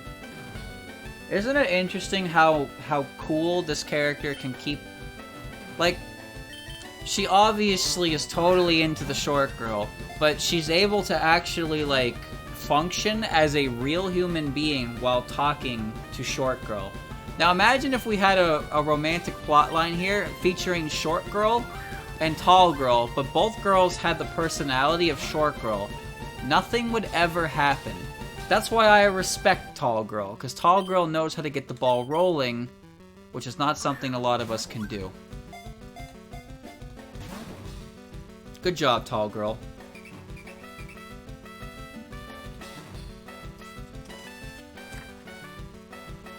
Oh, here. Oh, yeah. She's very tall. Taller than everyone. Bunch of random characters showed up. I threw 46 Ultra Balls at this thing.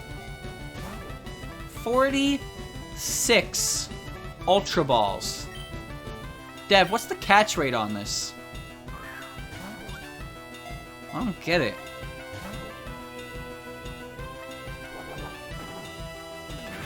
This isn't even the first time I'm trying to catch her.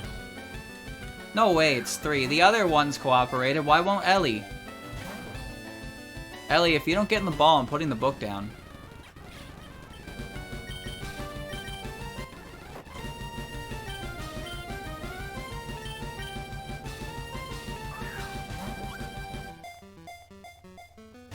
The sound of the ball breaking open is gonna fucking kill me. Nice, you got faster. Hey.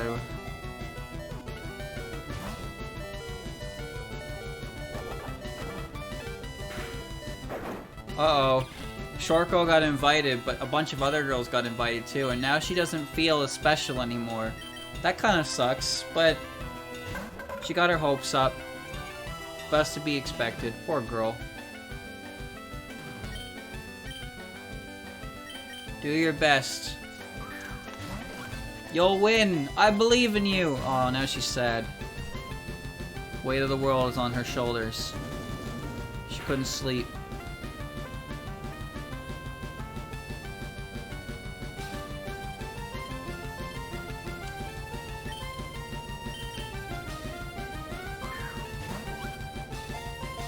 Three is a 1.6% chance.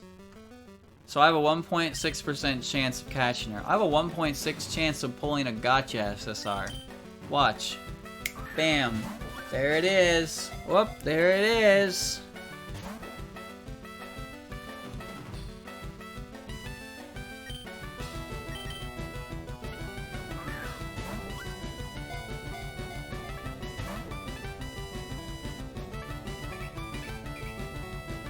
Okay, so short girl doesn't want to go to karaoke because she doesn't like karaoke.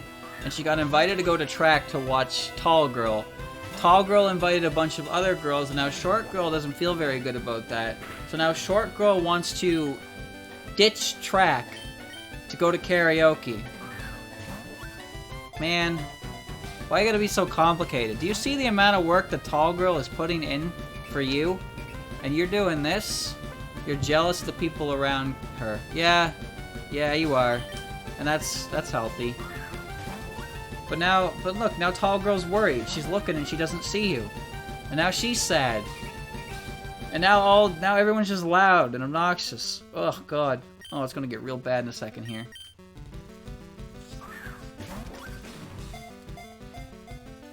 Wait, who are those guys? They're huge. They're university guys here I don't even know. Why are you hanging out with university guys? Actually, I have a better question. Why are the university guys hanging out with you? Get her out of there! She's like half their size. Abort mission. Chat, why would anyone actually go to karaoke with a bunch of classmates? Like, I don't know these fucking people. I see them every day, but I don't even know their names. Why would you ever hang out with people like that?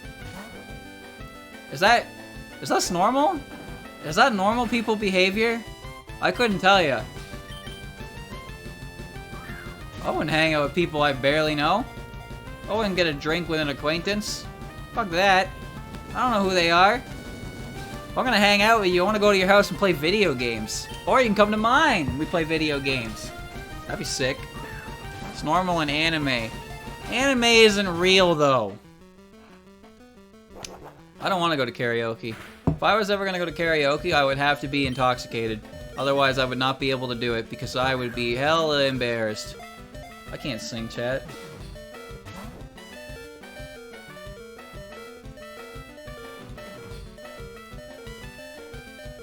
I don't get it. I don't understand this part, chat. So they invited her, right? And she's like, oh, I'm not really into it, sorry. And they're like, who invited you anyway? Bitch, you did! What do you mean, who invited you anyway? You're gonna hound someone to go out somewhere, and then when they're like, oh, I'm not really into it because it's my first time doing something like this and I'm not comfortable in the situation alone. And they're like, who invited you?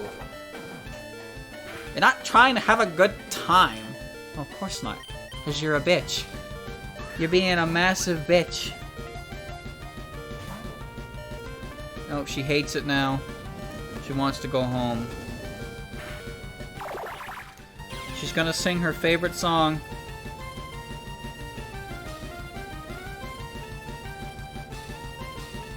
Alright, here she goes. She's gonna sing the song. I'm gonna be worried about this outcome, though. I'm not looking forward to this. How did I even throw that many orbs at it before? I'm done on my last pogey. Go, Yamada, go. Sing. Sing, Yamada. And it's... yeah, it's awful. It's really bad. And now they're laughing at her. That's not cool. That's not cool, chat. Why would you invite someone out, and when they can't do the thing, you laugh at them? That's just rude.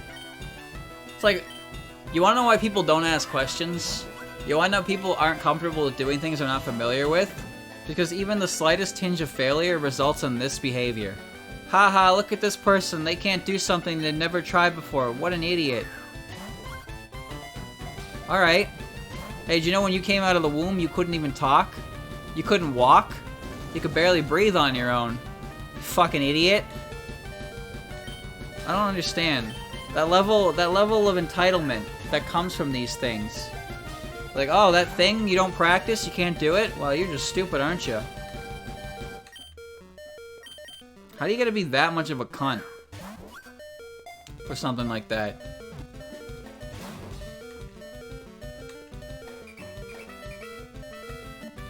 Well, somehow I'm still alive.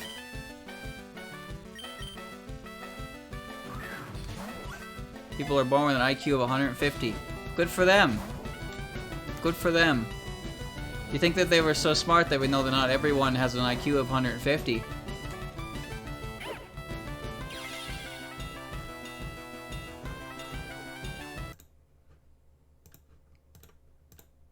What do you mean you're not an engineering? What do you mean you don't have an engineering degree? What do you mean you're not a medical professional? What are you, fucking idiot? That's me. That's me. Big ol' idiot Johnson.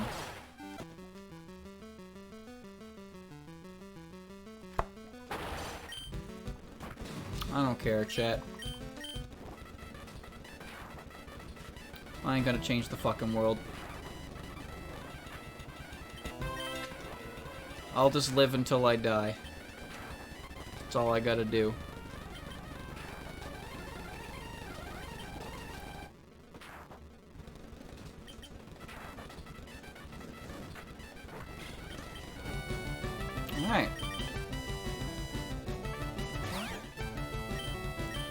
There's book smarts and street smarts. That's what it is. She was paralyzed last time.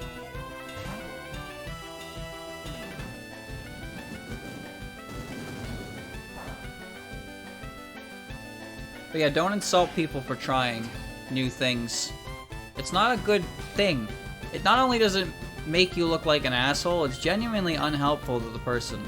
That's why we have a term called constructive criticism, where you can help people by pointing out things that they could work on. But if you're just like, bro, you suck, that doesn't help. Who the fuck does that help? Does it help your fragile ego? Watching someone be worse at something that you are good at yourself? If you like something, wouldn't you want other people to get invested in it? But then, of course, that's a whole other can of worms. Gatekeeping is necessary because if too many people like the thing I like, it'll ruin it. I will continue to hate all mainstream iterations of the thing I like because it will protect my niche hobby from the mainstream media. And you know what, chat? Sometimes the mainstream does ruin things. But you can't just tell people they're not allowed to enjoy things, because if they do, you'll enjoy it less. Because that's not how this works. You don't enjoy things less because people enjoy it too. Unless you're really petty. Fuck that guy. Enjoying things I like. I hate that thing now.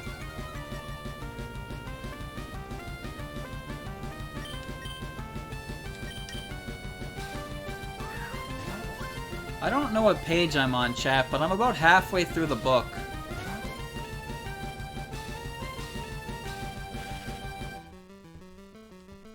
Sunset and You by Tomo. I'm just hungry, man. I want to go eat. Time to put the gates over the Touhou fandom. Yo, did you see when Utsuhogi showed up, though? That fucking figurine of Utsuho with a sandwich as a gun incited actual flack. People were like, you can't do this. No, don't show Touhou to the mainstream. Don't do it. My niche hobby, I must protect it. Eat a dick. Yes, people were legitimately upset because here's their line of thought, chat. If something they like is featured in something they don't like, it's bad. And all it does is attract people who don't belong in the fandom. You saw Utsuho with a sandwich as an arm gun, and now you're into Touhou. You're not a real Touhou fan. You're trash. You're not pure like me. You didn't 1cc lunatic. You ain't a real fan. People like that, they exist. They're real. They're actually real. Imagine if people actually, if you met someone who firmly believed that you didn't like Touhou as much as them because they were good at the video game and you weren't. That's impressive. That would be hella impressive. To know someone like that. Oh.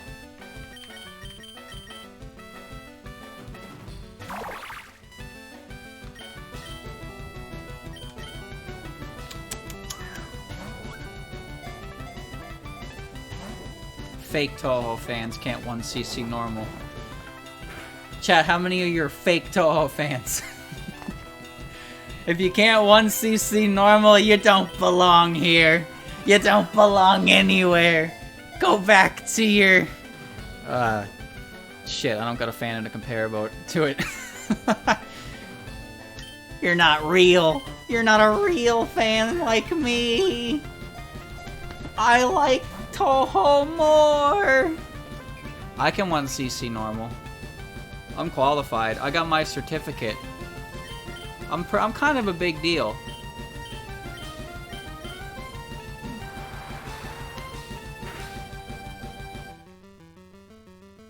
I'm so glad you lived.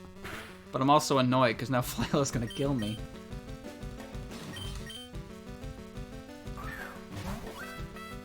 What if I can't 1cc easy? That's like uber fake fan. Maji? Easy modo? Kimoy. Why am I dead again? The Earthbound fandom can suck sometimes. So I've heard. I used to know a guy who was really obnoxious about Earthbound. So much so that I didn't want to check it out myself. I had no interest. Turns out Earthbound's a really good game, though.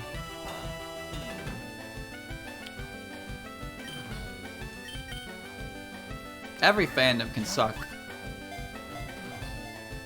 That's why it's important not to associate yourself with the fandom necessarily, and just enjoy the content itself. That's where I like to see myself. As just an enigma on the side of the road. I exist. I like Touhou. That's it. That's all there is to it, chat. There's nothing more to me than that. And I think that's fine. I'm not part of a greater whole of anything. I just am who I am on the sidelines. And this is what you get. You get me trying to catch Ellie. Oh my fuck! I caught Ellie. I caught Ellie. All right, where's a bookmark? I don't have a bookmark. Oh shit, no bookmark. Oh no. Fuck. What page am I on? I'll find it. I'll find it on my own. Don't worry.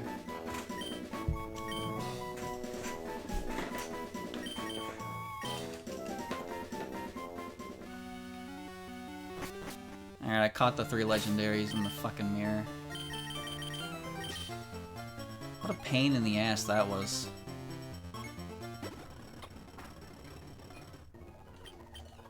I want to look at their stats first.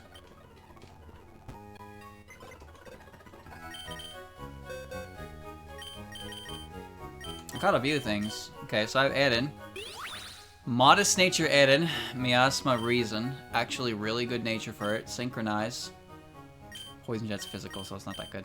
Nah. Good add-in. Kikuri, Brave Nature, terrible. Pure Reason. It's defensive and special attack, and HP. Levitate, okay, makes sense. And we know its moves. Dream Eater's a dark type move. Dream Eater hits even if you're not asleep. Tenshi, Bold Nature. Attack down, defense up. His Soten negates weather effects, that makes sense. Could be good for a defensive variant, but I'm not going to use it. I don't even know if Tenshi has a defensive variant. Big Memer! Ghost Stark. Wait, you can't do that. What? You can't hit her with... You can't hit her with ghost type moves with that. That's a broken typing. Impish Nature is... that's... defense up and special attack down. Terrible nature for her. Yeah, Shadow Force, Shadow Hit. Cool.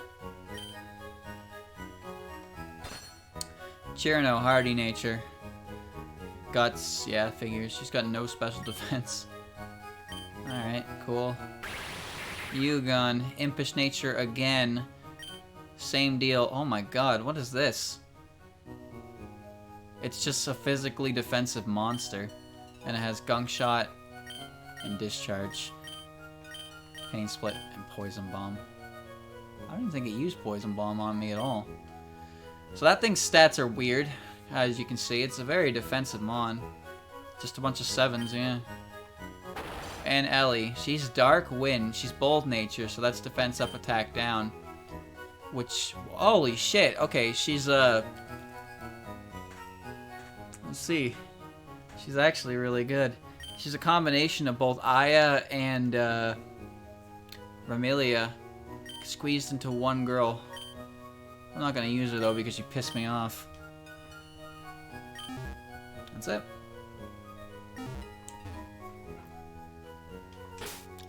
Bad nature, but not a detrimental one to her main strengths.